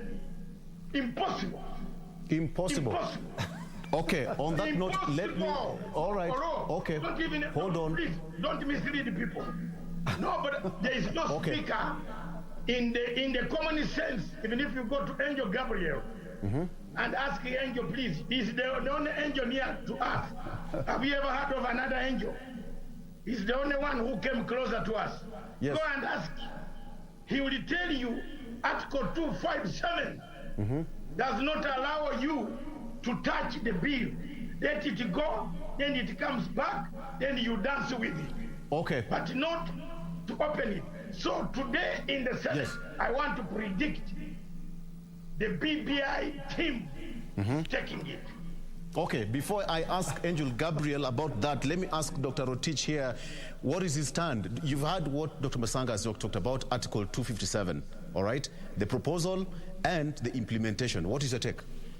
I have no problem whatsoever in the implementation of the Constitution as it is, Mr. Olo. What I'm actually concerned is the way we are treating the Kenyans who had the time to debate on the Constitution or the proposed bill. Yes. When this thing was taken to Parliament, it was taken to Parliament to be debated on. People were to discuss, people were to critique, and people were to come up with the direction of the document itself. Yeah. What the real came that Orengo and Otiende and the rest of the Kenyans, they did it in good faith. That they, after having a critique of the document, they came up and say, yes, this document has got these flaws, this and that, this and that. By pointing that, they never committed any mistake. So when we put up a pressure that, yes, these people committed a mistake because they are the real guys who have been advising the Papa, I want to tell you by all means, yes, these are the senior councils. They still remain as the cream of the knowledgeable team of our society, as far as the constitutional making is concerned. Right. They have been in the process all along. Yes. When they critique the subject itself, that there are flaws in this document. But Dr. Masanga would say that Parliament had no any particular role to change even a comma in Parliament. I'm telling you, the Constitution must have been taken the way it was taken. But the suggestion that Orengo and Otiende and the rest of the Kenyans, that this document can be improved, it was just an opinion from this great man. It was not a force. And I want to assure you, going by the way things are, even Orengo himself will vote yes. Okay, we are when the debate comes, no, I'm foreseeing that. Yeah. So what is there, my friend, is that these are independent minds.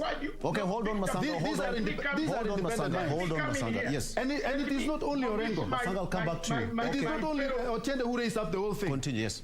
Majority of Kenyans had the same mind, that if it is possible, if that opportunity would have been given to Kenyans, right, to critique and maybe bring about suggestion. And of course it is in public domain that the document as it is has failed false. That is why we were saying the 13 county government voted for a faulty document, and the rest voted for the 13 one voted for the right document, and the rest was voted the faulty one.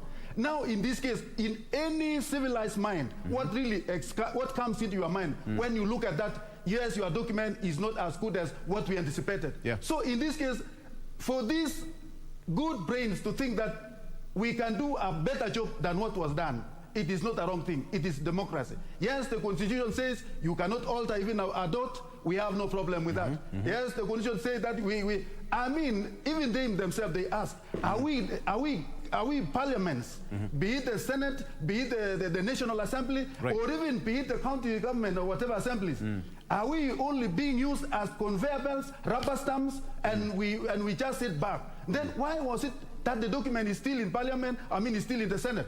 It should have been done long time ago to get rid of it if they were not required to bog into their own brains. Okay, before I bring in Dr. Masanga, let me just bring Dr. Masanga, just hold on that thought. Let me bring in Simeha here. Simeha, it's torn in between which one goes first, the people or the parliament. And here the parliament had no particular role to change, even a comma, as they put it in that document. Simeha. I think unlike what Dr. Masanga said, I believe in this constitution, the most supreme is chapter 1. Yes. Chapter 1 is sovereignty of the people and supremacy of the constitution. That sovereign power, chapter 1, and particularly article 1, that sovereign power belongs to the people of Kenya. That ideally, they should make decisions in their best interest. And every so often, they may make decisions that are not even good for themselves.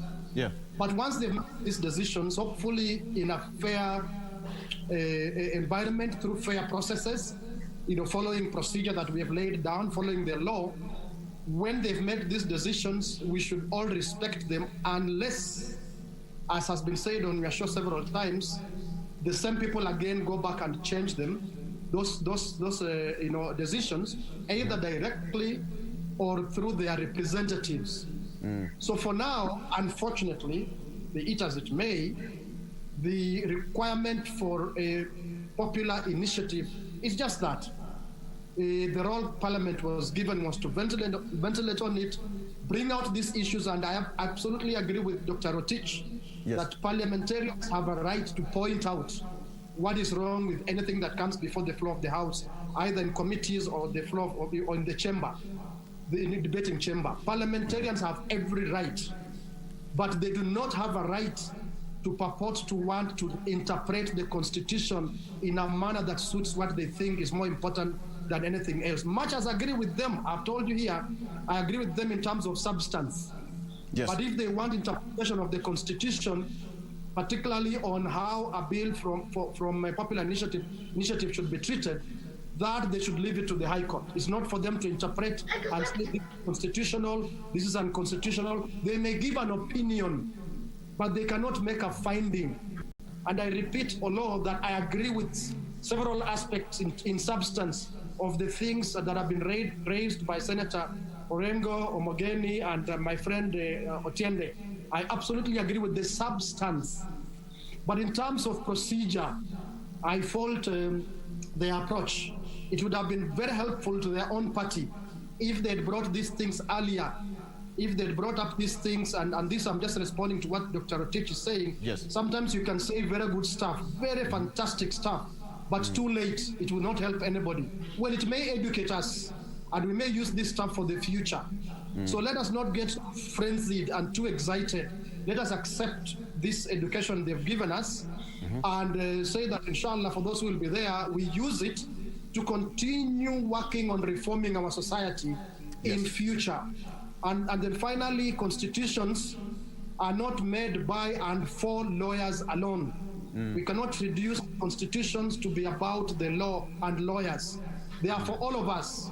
Even a farmer, a doctor, a public administrator, a sociologist, and so on have every right, and it's an equal right. None of the professions can claim to know better than the other in matters of the Constitution.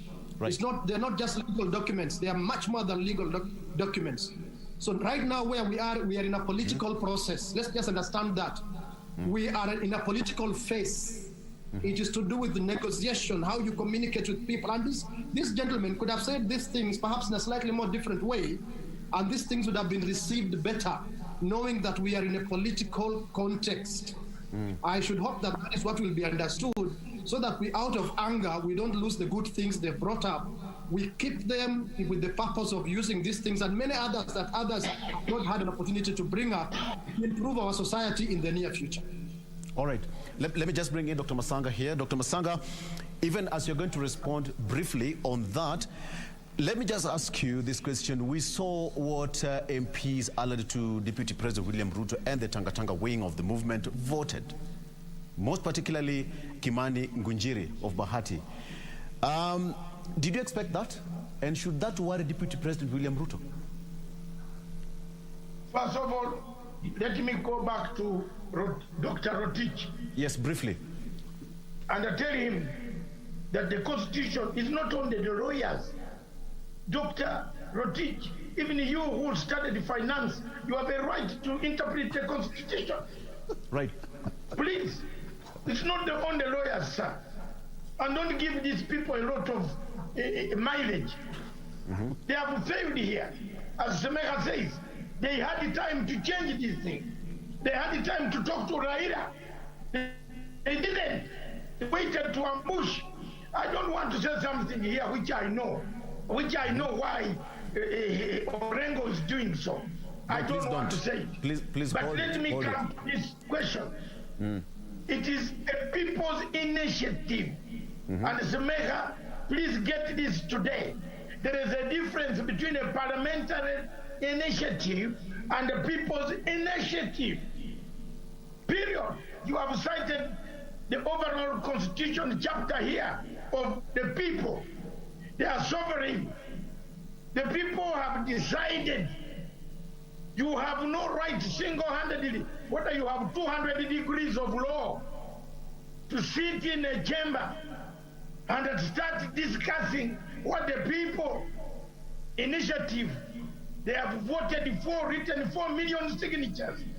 What constitutionalism did you study in Nairobi University? Which one? Show me. And we go to that professor and remove his degree. You can't. You must abide by the 257. Yes. Point number 2. I told you, Semeha and Rotich, especially Rotich and Semeha. So, for me and Semeha, we seem to have been away from this drama. I told you that, look, by 2022 June, people will become Peter, I don't know you. I don't know you. Have you seen what Kimani Ngunjiri said? My dear, he looked behind, he looked here, he said, no. If I vote against, you know the words he used. He said, if I vote against this, what will I tell the people of the mountain? That I removed constituencies and money that was coming in devolution from you. He voted yes. Let it be a lesson to His Excellency the Deputy. Should that worry in political science? Okay. Don't start too early. Lose what we call timing.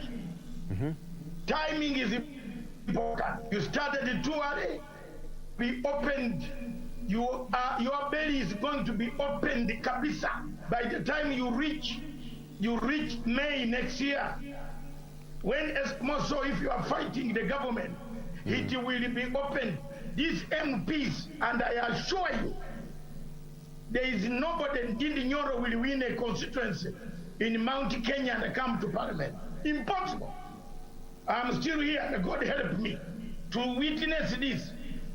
The people who are going, if I were the deputy president, I should keep my money first for my children. Because the pattern is going to be the same. Okay. I'm telling you. Okay. Let me finish this. The voting pattern of Kenya is going to be the same like what is on the floor in the parliament. You tell me, the MP Gunjiri now, you mean he's going to go to his voters in Bahati and tell them to vote against the referendum? Will he do that? No. It's the a matter man of wait from and see. Sambweni, will he tell the voters to vote against the referendum? No. Okay, Tell me. hold on. So the voting pattern, Mr. Deputy President, you ask me a direct question. Sawa. All right. Let me just bring in Dr. Rotich here. Hold on, Masanga. No, let me give advice to him. Hold on, Dr. Masanga, hold on. Keep your little money. Okay. Because it is going to be difficult. You might not have any by the end of July next year. We'll be right here, Dr. God willing, we'll be right here to talk about that come next year. Dr. Rotich, you've heard what the two gentlemen are saying. They're hammering his money. Okay, Dr. Masanga. Okay, I will meet your mic. I will meet your mic. Okay, all right. Okay, Dr. Rotich. I think, Mr. Olo, yes, there is something that we need to elaborate. Right. And it should be understood by those who have the narrative that the deputy president hates the PPI. That one is not true. I have never heard anywhere where the deputy president has said he doesn't need or he doesn't want the PPI. No. I have never heard anywhere. So this narration insinuating as if the deputy president is against the PPI, it is something that is orchestrated by politicians who are actually against this move. And in this case, let me tell you, Mr. Olo, what the deputy president raised, and it is in public domain, is that can we have our priorities right as a nation? We are under an economic depression in this country. Our people are fighting with real poverty. We are in the midst of the pandemic, Corona. Can we put our priorities right? We don't have to spend talking a lot over PPI. We don't want to spend a lot over PPI. This is something we can agree.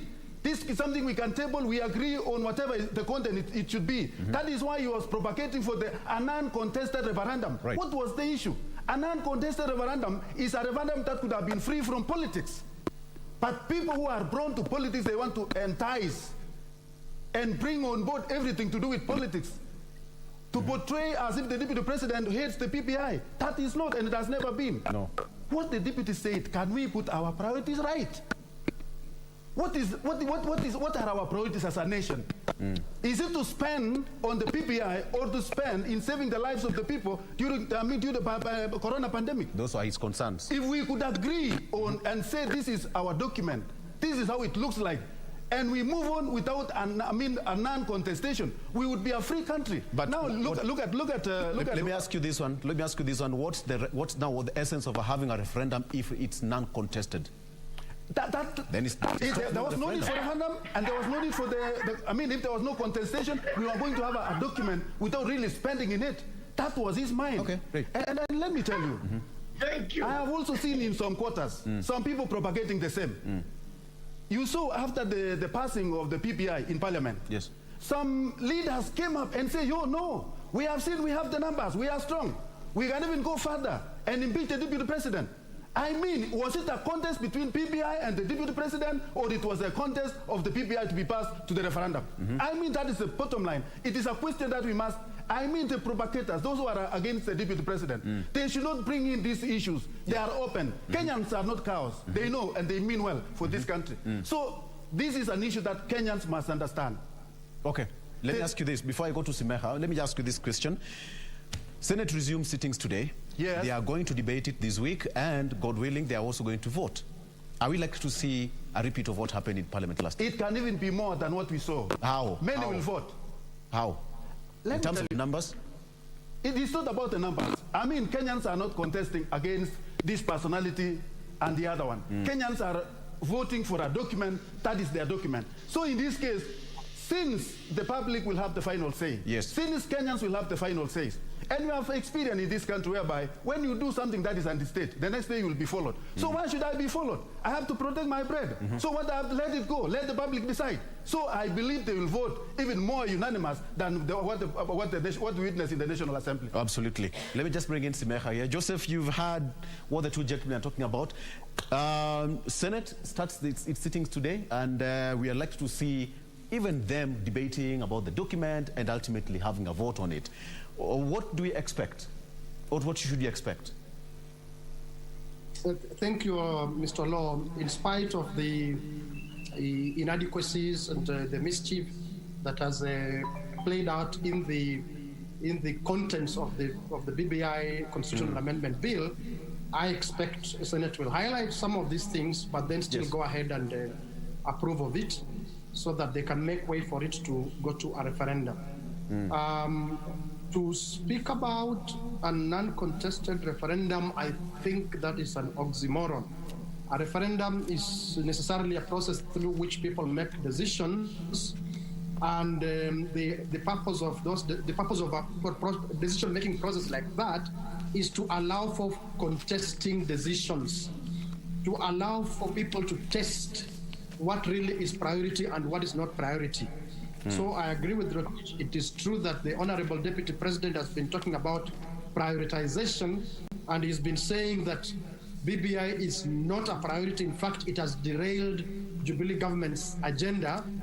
But then he should take solace in the fact that a referendum is provided for to allow the people of Kenya, not a few politicians, but the people of Kenya, to make a decision on whether this thing is indeed a priority or not. Right. The Deputy President and others have given us their opinions, which we must appreciate, but then they also must allow other people of Kenya to be given an opportunity, hopefully through a fair process. I have my doubts with an IEBC Chebukati managed process, but anyhow, that's what we have. We need to have an opportunity for all of us, as much as possible, to demonstrate and make decisions on whether this thing is a priority now or not. And the things that we talk about, broken down healthcare system, broken down education system, a collapsed economy, poverty, and so on, those are governance issues. Those issues cannot be solved until we get the governance and the politics right. Kenya's bigger problem is a breakdown of governance and the political system, having a corrupt political system. Yes. So we are not going to keep those things Rotich is talking about with the short-term measures. We may give people some palliative care in terms of the economy and so on and so forth, but we must bite the bullet and say we need to expend our energies, our resources, our intellect to make an attempt to cure Kenya's political and governance problem. And in it, I do agree that there is mischief, there is deceit, there is cheating. Surprise if all this is not good. But that should not stop us from making an attempt, even when it means negotiating with devils and going through decision-making processes with cheats and whatnot. Why not? Why shouldn't we make an attempt to cure this perennial political and governance problem, so that we can have a slightly, hopefully much more better foundation to deal with economic problems, social problems like education, healthcare, water, and so on and so forth. I expect that Senate will ventilate, individual senators will bring out what they, in their opinion, think is unconstitutional, and then they will give way to this bill to go to a referendum, even with its faults and with its mischief, so that the people of Kenya can play a role in deciding whether it's a priority or not, in accordance with the Article 1, and then Article 257, as Masanga keeps saying. Thank you. Okay, gentlemen, my director tells me I only have 2 minutes to close, but I want to show you this picture as you give your final remarks. Kindly, 2 minutes only for the show. There was this picture that went around yesterday where ODM leader Raila Odinga met Governor Charity Ngilu, Governor Oparanya, and of course yes, that you have it, and of course, CI Senator James Orengo. And let me just give us a tweet that Raila posted. He said that I had a great chat this morning with Governors Charity Ngilu and Wycliffe Oparanya, together with Senator James Orengo, whom I hosted for brunch. Thanks for dropping by. And on that note, Governor Oparanya also said, and I quote, "It was just about our party issues and we have resolved it well. There were a lot of speculations of a split. Raila was also concerned about the happenings. We have agreed to work together." Gentlemen, within 2 minutes, I hope you're going to make it. Let me start with you, Masanga. What do you make of this now that we were trying to see some kind of a split in ODM party, but they have come to cement that rift? Briefly, Dr. Masanga, as we close. There is no way Dr. Raila Amolo Odinga, the former Prime Minister, would allow a split in the BBI and the handshake at the moment. Yes. No way. He wasn't going to accept it, and they will never accept it as long as he is here. 2, the people who talk about numbers, I am hitting those who said we have numbers. Mr. Rotich and the co, the deputy president always says he has a number. This Tanga group that you mentioned, they said they have numbers. Where are they? The numbers are not there. So, in my parting shot, the BBI is the symbol of hope for not only Kenya, but for the whole Africa.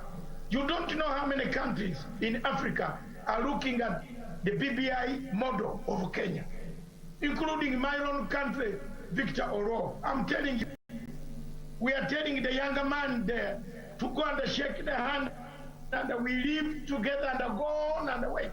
In Zimbabwe, they are telling Chamisa to do the same. The BBI is the symbol. What Raila Odinga and the President Uhuru Muigai Kenyatta did is a landmark political agenda, not only for Kenya, but for Africa. And I believe Thank you. One day, me have said here openly on this station, thank you, Masanga. that this time I am with Baba. Thank you, Masanga. Thank you, Masanga. Give him, Simeha, thank you, Masanga. give him something. Let me bring in Simeha. Thank you, Masanga, for that. Simeha, yesterday, ODM leader Raila Odinga met Senator James Orengo, Charity Ngilu, the governor, and Oparanya. What do you make of this? Was it just a way to cement the split? Okay, briefly. Although you may as well know that I'm a member of the Orange Democratic Movement Party, and every so often when I hear discussions about splits and so on, it's often our guys in the media and people who are not in ODM. ODM is not short of disagreements, differences in opinion, and so on and so forth, which other forces always treat as the end of history. It's never the end of history. If it wasn't happening in political parties, those would not be really honest political parties. There have been serious disagreements. There have been disaffection with decisions made by the party leader and the manner in which he's gone about it. But that doesn't mean that the party is splitting or falling apart, as some people have the public believe. As some people would have the public belief that the coast has deserted, that Western, where I've spent so much time, I'm trying to find out where this desertion is. It is all a manufactured narrative. Truth be told, that there are differences in the party, but that's not the end of history. There are always mechanisms to resolve these differences in opinion and so on, so that we may communicate better when we have differences in opinion within our party. And finally, on what Masanga says about what BBI is, for me, I see it as an opportunity. One of them, and not the only one. There are other opportunities. There may be better ones in future, but it's an opportunity for a national conversation about who we are as a nation, about our faulty past, and how we can make the future better. And it's an opportunity for us to attend to the governance and political problems so that they can give us a foundation to work on the social problems that bedevil us every day. It's an opportunity even for counties like where I am now. And I had part of a conversation you had earlier of one of your guests talking about counties that invest in the developing good mortuaries Thank you. and burial rights instead of proper health care. It's an opportunity for county governors to get it right, including mine in Vihiga, where a so-called state-of-the-art mortuary collapsed under construction, instead of investing in public and preventive health care. That is the opportunity BBI gives us. Thank you, Simeha. Absolutely. Dr. Rotich, you have the privilege. Just 1 second, please. I think what I want to put it straight, Mr. Olo. Yes, 10 seconds, kindly. The competition or the vote that was carried out in Parliament, it was a vote on the PPI document. The PPI document was not competing with Dr. William Ruto. Yes. It was a document that was voted by Kenyans, and Deputy President never coerced his people, his supporters, to support either direction. Yes. Being a Democrat, he left everybody to decide on their own. And that is why you saw what you saw. Yes. Okay. Thank you so much. Okay. I think we have to leave it at that point. The discussion continues online. As I said, we will be sampling some of your comments and questions, and we are going to react on them on our social media. I was joined by Joseph Simeka, who is a political analyst, Dr. David Masanga via Zoom as well, who is a political risk and strategic analyst, as well as Dr. Rotich, who is a political analyst. Gentlemen, thank you so much for always making your time to join us in studio every single Tuesday. And for you as a viewer, we appreciate your valued comment. So, we are done for now, but we are not yet done because Good Morning Kenya still continues. We'll be right back with more after this break. Stay around. Oh, okay. Thank you very much, Samega.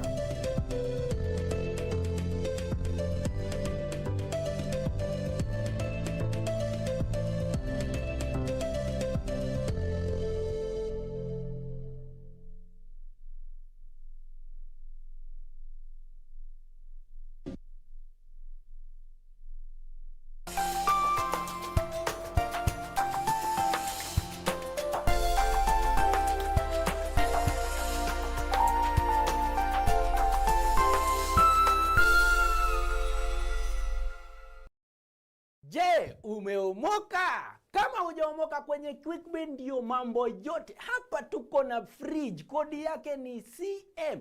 Tuko na gas cooker, kodi yake ni CK. Tuko na TV, kodi yake ni TV. Tuko na simu aina ya Samsung ni SM, ama Oppo ni Oppo.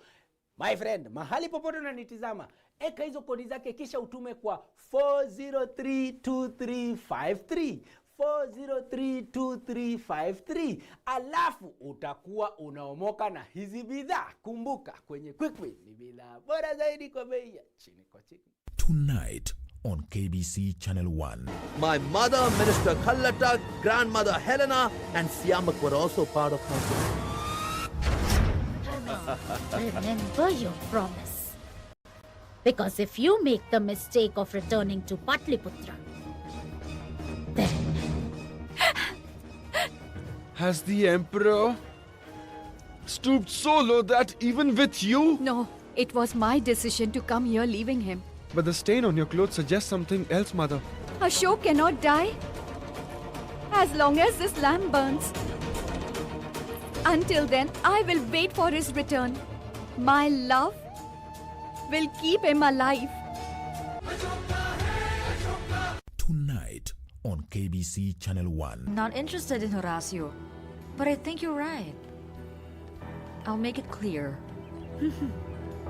The only thing that I regret is that Jose will never know you're his father, and that Constanza's his stepsister. Constanza!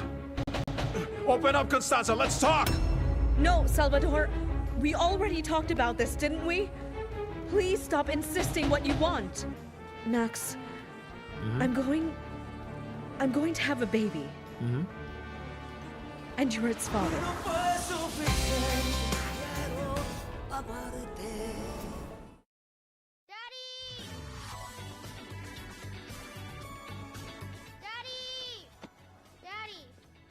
I'm not his father. He's not my son. You've made a big mistake. I'm supposed to pick up as a girl in her late 20s. White skin, long legs, not a little kid like him. Answer me. Are you Shashabai? Daddy, I'm Sam. Don't call me that. Is this shout-out by the girl who hosted us in America? The one with the long legs, white skin, and sweet Taiwanese accent? Yeah, that's her. His mother just passed away, and you are his father. Huh?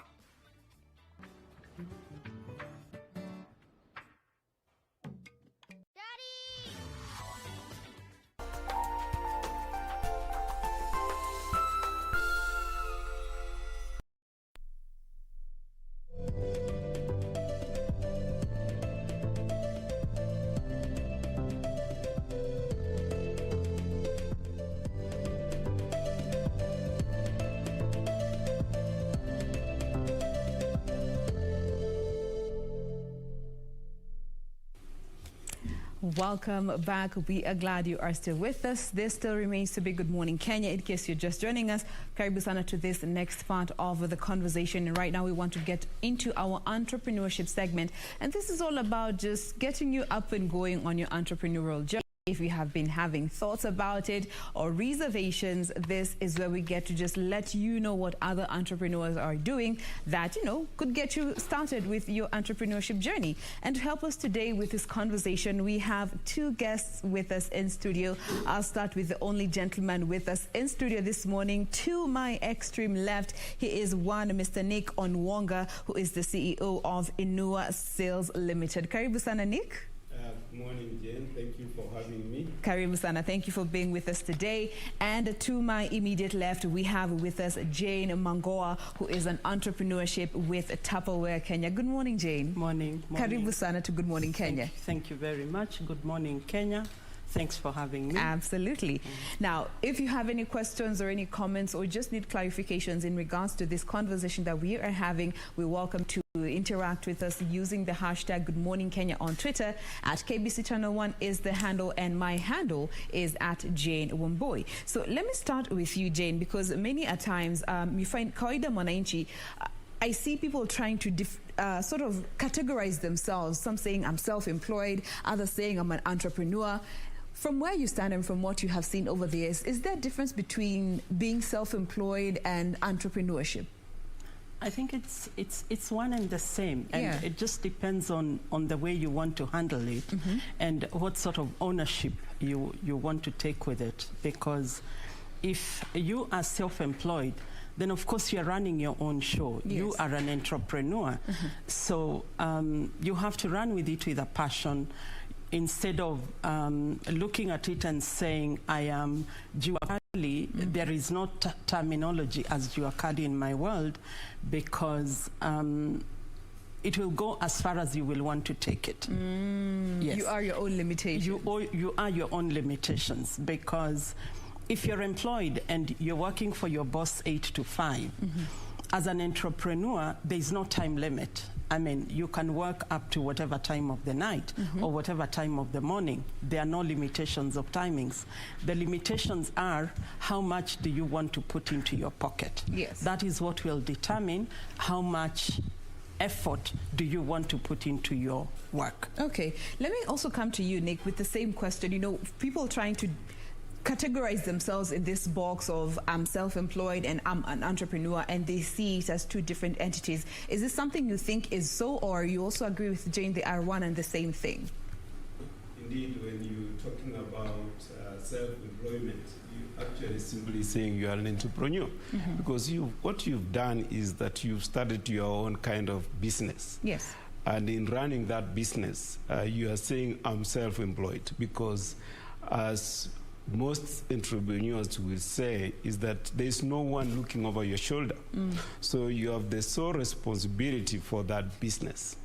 And in terms of what you do, the activities of that business, the timings of that business, in terms when do you start, when do you end, what do you want to do, how far do you want to drive the business, it really is dependent on you. But overall, once you're talking about entrepreneurship and talking about self-employment, it's the same thing. Okay, and maybe we could also just start with you, given you are the CEO of Inua Sales Limited. Maybe very briefly, tell us a bit about Inua Sales Limited.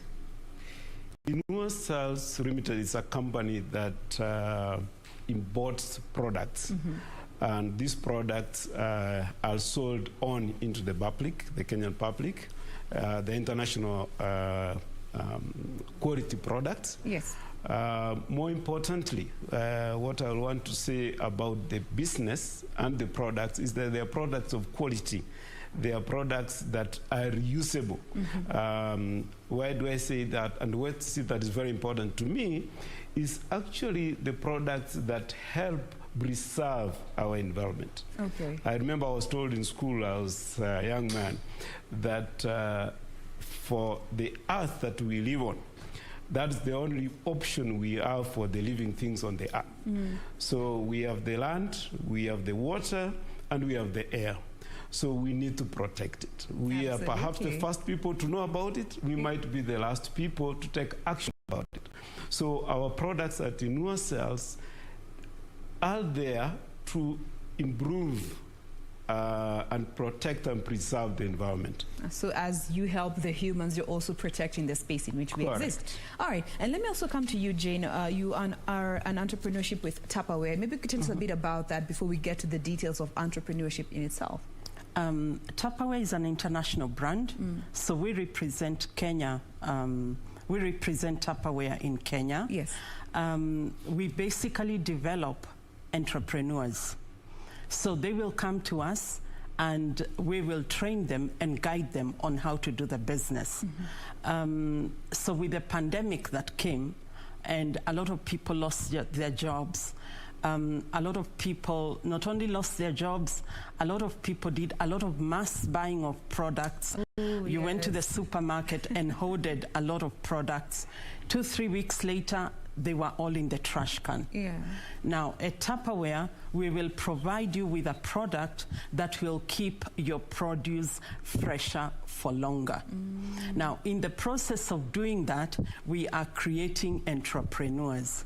So what we do is they will come to us. We have online training now with the pandemic. We also have physical training, social distancing and everything observed. You will get training, whereas you will understand what you're supposed to do with the product, what you will say to the customer, the use of the product, because we have those for storage, we have those for production. I am talking kitchen. Yes. We have those for storage, we have those for preparation, we have those for on the go.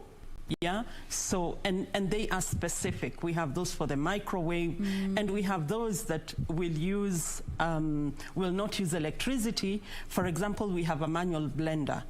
It will blend your spices, it will do your smoothie without the use of electricity. So we are conserving energy. But most important for us, we are creating an opportunity for people to become entrepreneurs. All right. I like the fact that you've mentioned, the aspect of longevity, because it's something that most of us don't really think of. We just think of the immediate, our immediate needs and the near future. But with COVID-19 coming, it just flipped everything around. As you rightfully put it, so many people lost their jobs, and maybe it was their only source of income.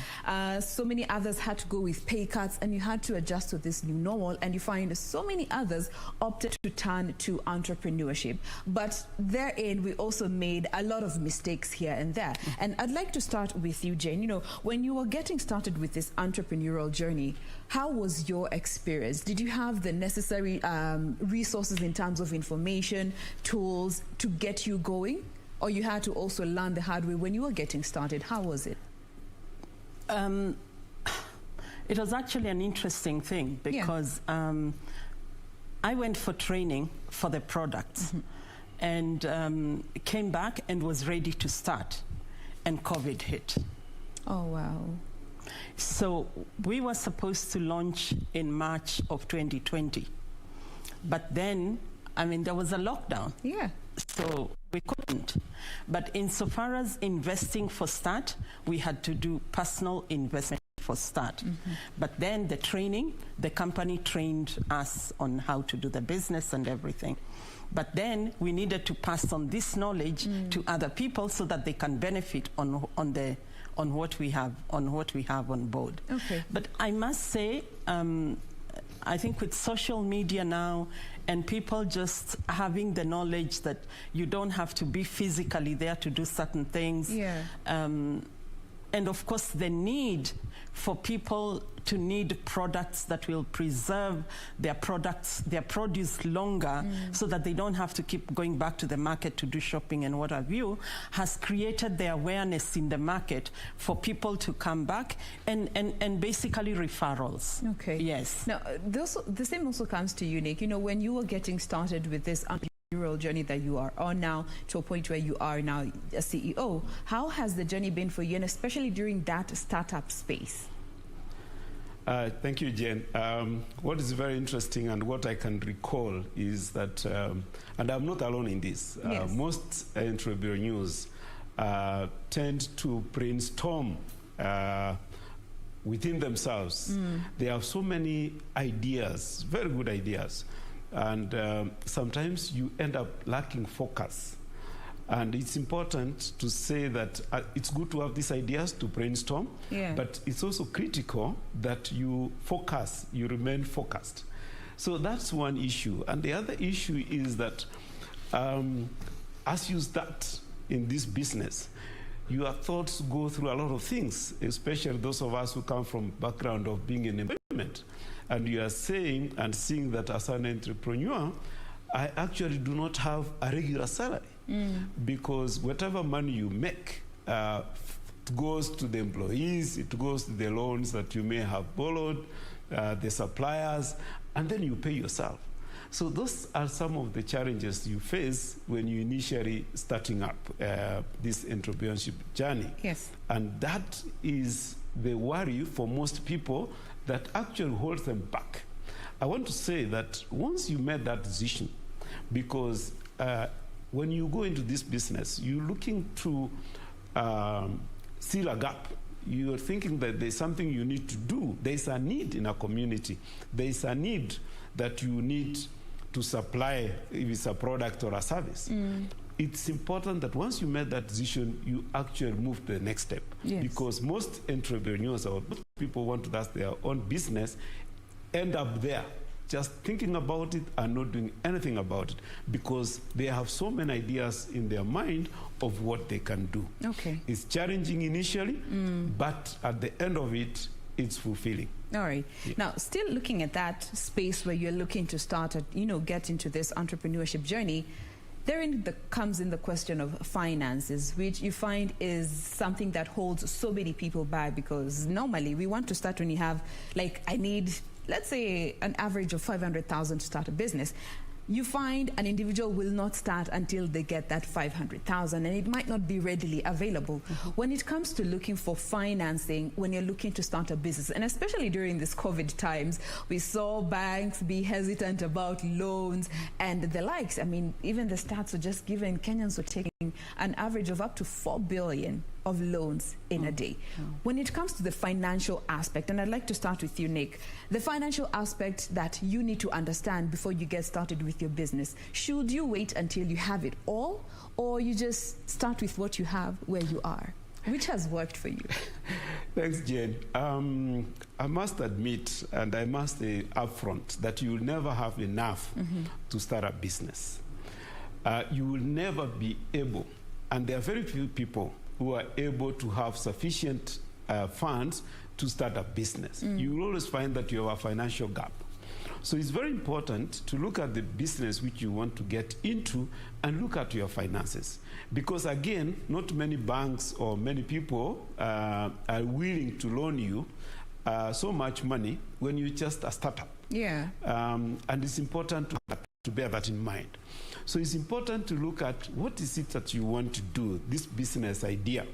Because now, remember, you are going in it maybe in partnership with 2-3 people, and you're getting your finances together, which is a good thing when you are more than just an individual. You put your finances together, you put your heads together, you approve your plan, because there's nobody else. You don't have a board of members to approve your strategy and your plan. So it's very important to look at your finances and start from where you are, either as an individual all as a group of people. Even when you go to the bank, they're asking you, what is it that you starting with? What are you bringing? What do you have? You can't go to the bank and say, I have nothing, but I have this brilliant idea. The brilliant idea can work in a corporate world, but it doesn't work when you want to start a business. So it's important that you actually have some funds, whether they are family, they're coming from the family, or they're coming from friends, or you're getting together as a partnership. So it's important that once you have that, then you have an idea, you can go and present it to a bank or to whoever is loaning you the money. Okay. So that is critical and it's important. All right. Jane, your thoughts on the same? I think for me, what I would like to add on to what he just said is have a passion for whatever you're doing. Okay. Have a passion, because that is what will drive you're waking up and sleeping every morning. If you enjoy what you're doing, then you're bound to push it really hard. If you don't enjoy it, then you will not manage to push it as hard as you ought to do it. And then start small and build from wherever it is, you know. And personally, don't borrow to start a business because you're getting into the unknown. Start small with whatever little you have and move on from there. You could actually start doing something different as you focus onto your bigger picture. Yes, but always have a passion. Always have a passion. And that now comes back to changes that you have to make in order to align with entrepreneurship. You know, I like that you mentioned, you know, coming from a background where you are employed, you are used to, after 30 days or 14 days, depending on your country and your company, there's a pay that comes in. You can tell, you're sure after this amount of time, I will be having money. So you live a certain witness. Again, the question of passion comes. Understanding that lifestyle changes are necessary, and not just changing for now, but sustainable lifestyle changes, and for the healthier, for a healthy lifestyle for that matter. Let me start with you, Jane. You know, just looking at the importance of that aspect, changing your lifestyle to fit this entrepreneurial journey. So basically, first you need to tell yourself, I am not expecting any income from anywhere. Therefore, cut down on unnecessary expenses. Do the bare minimum, as in maybe pay your rent if you're in a rental house, pay your utilities and everything, and then just keep plowing back whatever little you make back into the business. That way, you will be able to see it grow. As long as you know at the end of the month, at the end of 30 days, at the end of 15 days, I am not expecting money from anywhere. I am operating within this space. Yes. You will manage to see yourself through.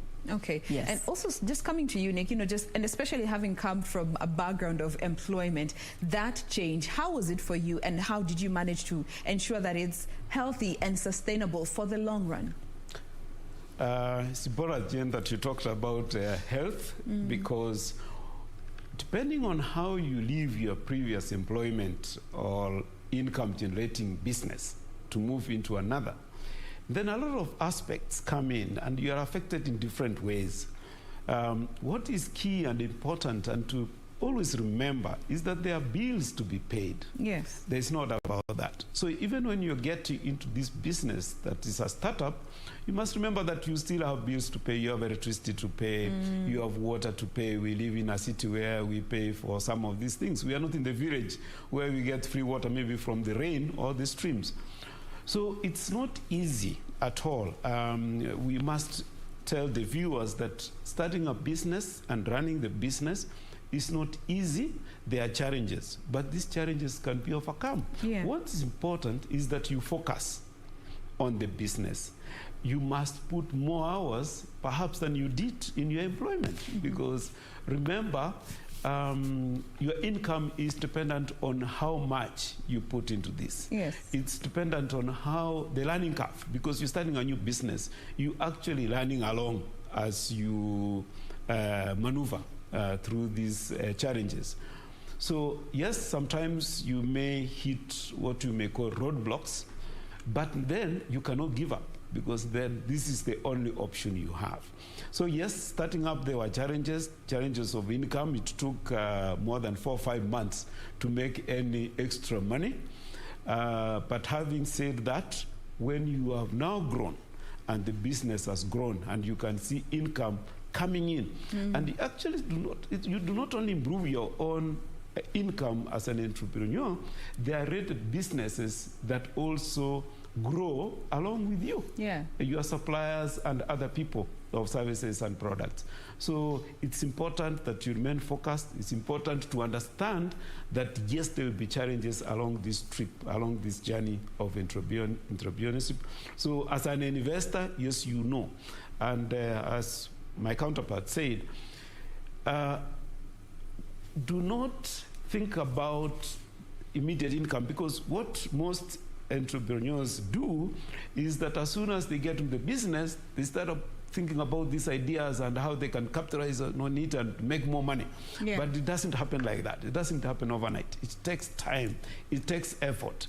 But finally, when you go through it to the end, it is satisfying, it's fulfilling, and it can work. That is the encouragement, that it can work. Okay. And it's important for our young people to constantly not look at finishing school and getting formal employment, just to look around themselves and see what are the needs of our people, even in the community that you are in, that you can actually serve. And that's why you start by saying, I am self-employed. And that's how you can create job opportunities, because even in being an entrepreneur, you employ people, you innovate, you have new products, and it creates competition, which at the end of the day, that most people may not know, it challenges the existing firms, meaning that the costs will finally come down and you will get that the business becomes profitable with time. All right. Now, on average, before a business starts becoming profitable, before it now starts breaking even, it takes time. And patience is very important in that. But now let's look at the savings aspect, because once you have gone through that rough period of, just putting in money, not even making any return on your investment, but once you've broken even and you started making some money, now, understanding that saving is important in as much as you may be making some money, because the young folk will get carried away. I made an extra 100 grand. Hey, that's when you treat. Before you know it, you've already used half of that profit that you have made in something that could be pointless. Understanding the importance of saving as an entrepreneur, especially if you're coming from a background where saving isn't something that was inculcated in you while you were growing up. Your advice for such entrepreneurs, Jane? I think it's always important to have, if you're in the young bracket, to always have a mentor, somebody to walk the journey with you, somebody who means well. Yeah? And like he said, our young people who are growing up, there are no white-collar jobs anymore. Can we have most of them getting into entrepreneurship? Yes.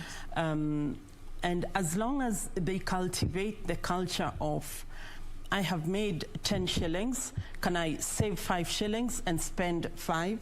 Or can I save 7 shillings and spend 3? Paying utilities and everything. Get a mentor. Get managers who can manage you. Get people who will give you proper guidance. People who will walk the journey with you. Yes. And before you know it, you will have overcome it. Absolutely. Yes. Nick, your advice on, the same group of people, you get excited when you make that 100,000 that you were not used to, and now that you are on this entrepreneurship journey and you find that some might blow it before they even know it. Understanding that it's still important to save before you get to spend on yourself, Okiji treat. Yeah, true, Jen, because what happens to most of us, we come from a background where we were not taught that saving is important. So as you earlier put it, if you are in a formal employment, you knew at the end of the month a certain amount of money will come your way, you more or less knew your expenses, and so you can spend the last cent. Having said that, it's very important that as a business owner, yes, you always told pay yourself first. It doesn't work that way. But once you've managed or paid for your expenses and you have some money left, the mantra that I have is save 20% of that money, whatever it means. We have, as an African society, we have families that depend on us, that expect that when you're making money, you should spare some of it, which is really important, that you support. We have a family support system. Yes. It's important to keep that in mind. It's important to actually continue to do it. Having said that, it's important that you make some saving from whatever amount of money that you make from the business. Remember, most of us were in this business, in this space before the COVID-19.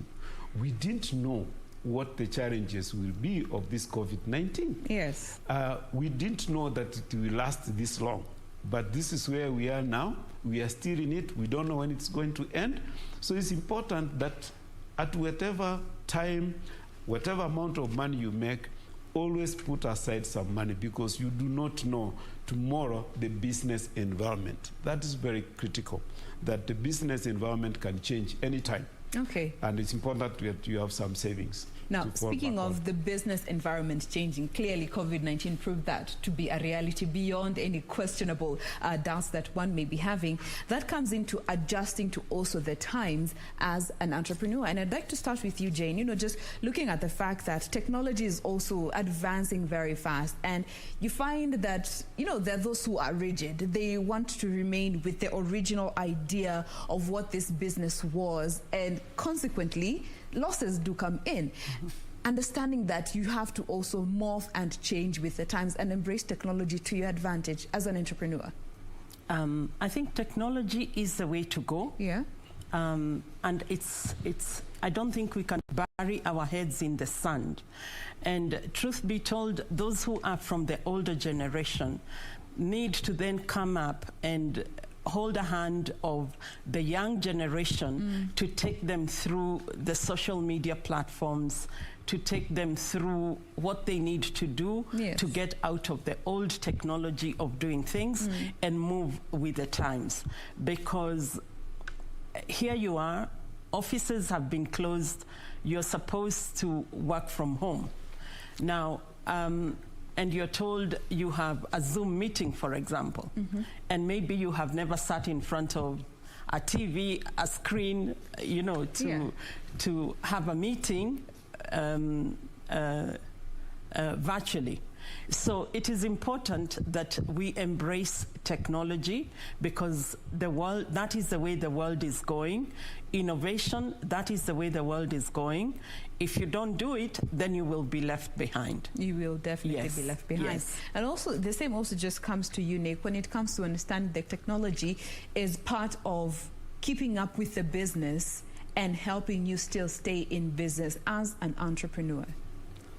Indeed, Jane, the world has become a global village as we know it. The time that it took to travel from one point to another has reduced. In business now, people have adapted technologies that assist them to manage their businesses. And even in that, even as we appreciate and accept technology, what it has done is that has affected most of the jobs that were basically manually done.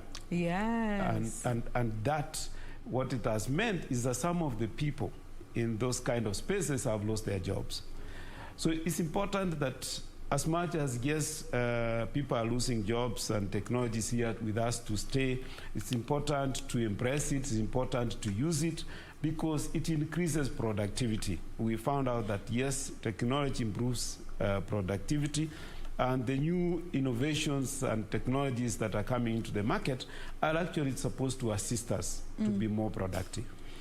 All right. Now, I want us to just look at a few questions that have come in via our socials. Remember, the hashtag is still Good Morning Kenya. At KBC Channel 1 is our official station handle. My individual handle is at Jane Wamboy across all the social platforms.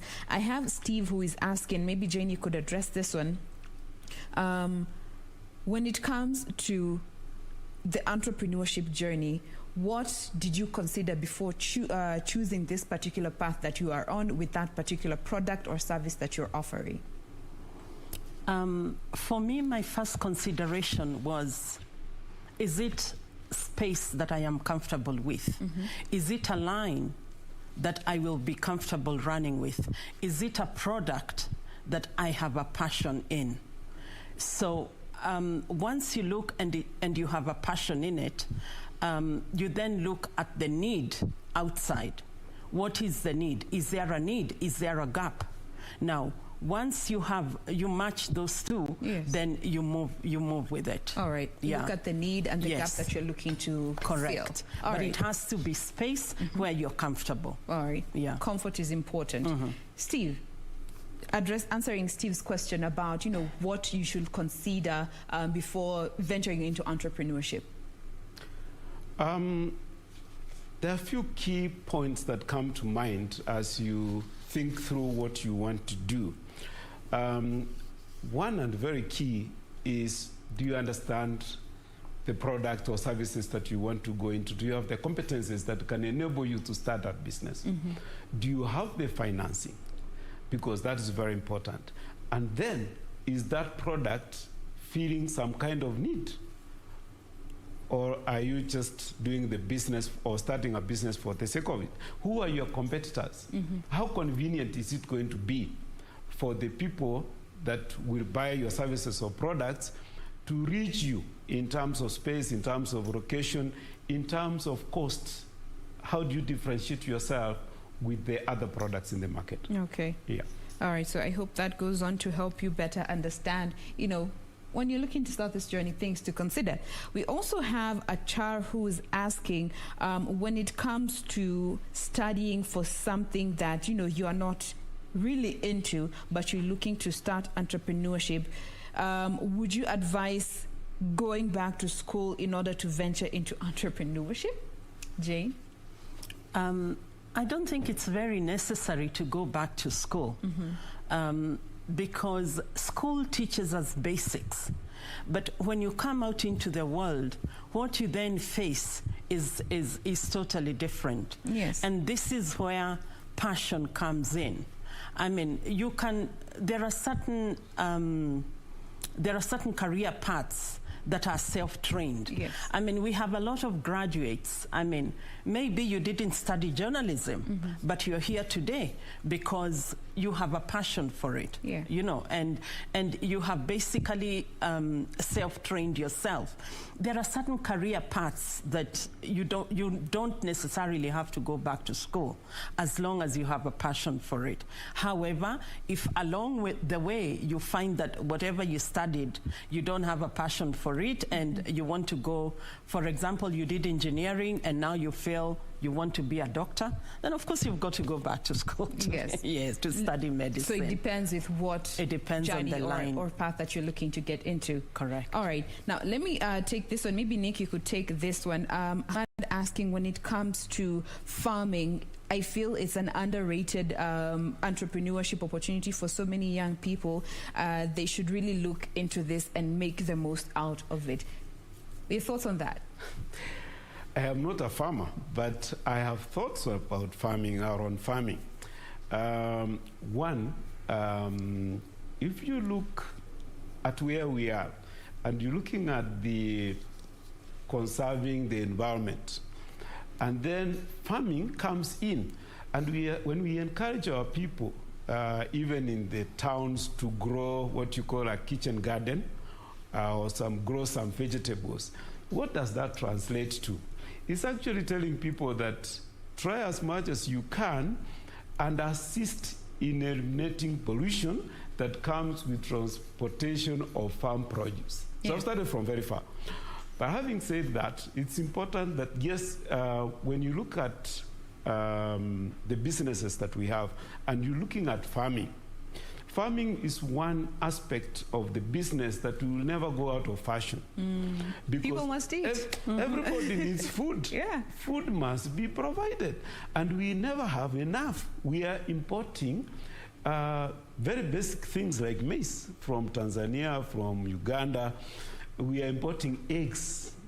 So yes, I agree with our viewer that farming is important and is underrated, and also that the young people, because perhaps they do not understand what it takes and what it involves, in other countries like Australia, farming is done by a very young generation, people in their 30s, in their 20s. In Kenya, it is us, the old people, who are going back to the farming, to the farms to farm. Yes. That's not how it should be. Farming is important. Farming is can give you money, just to put in simple terms.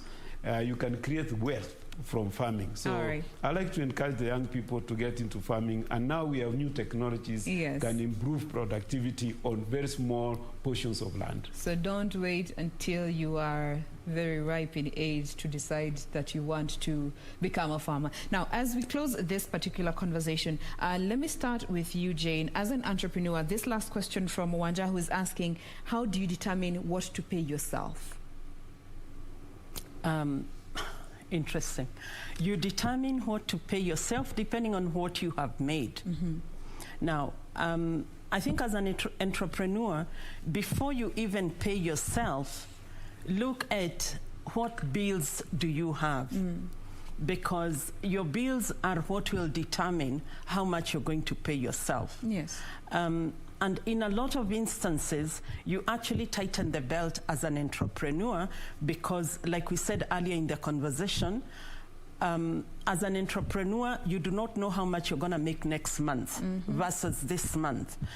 So do not say, I have made this much, and therefore, let me spend whatever figure it is.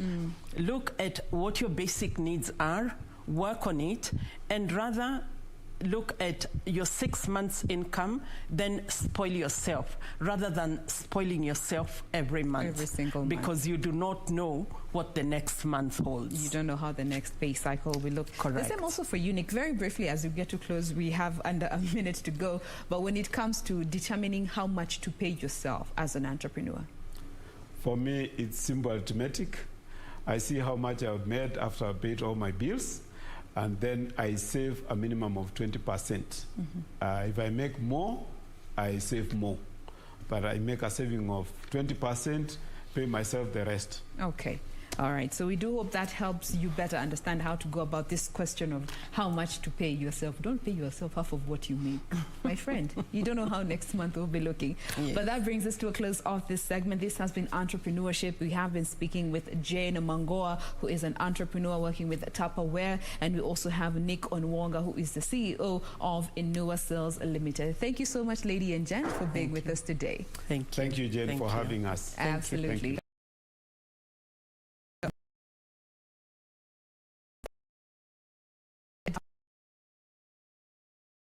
Of the group. God bless. See you tomorrow. I am Jane Wambui.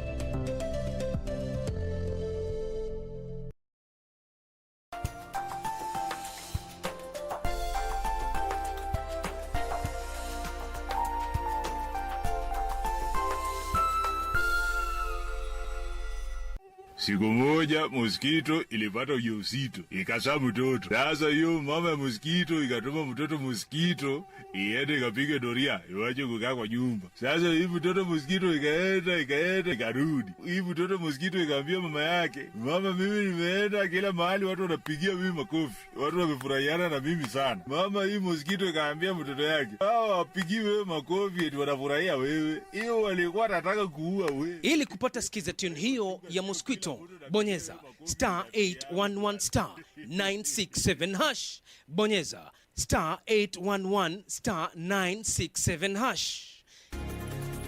Did you know you can take up a funeral insurance, also known as last expense, for your loved ones? Consider taking a funeral cover to avoid unnecessary stress and fundraising when you lose a loved one. This policy covers funeral-related expenses such as burial fees, transportation costs, and grave preparation. Now you know. IRA, promoting insurance, protecting the insured.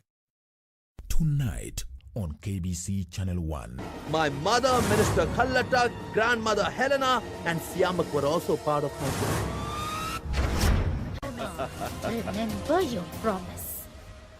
Because if you make the mistake of returning to Patliputra, then... Has the Emperor stooped so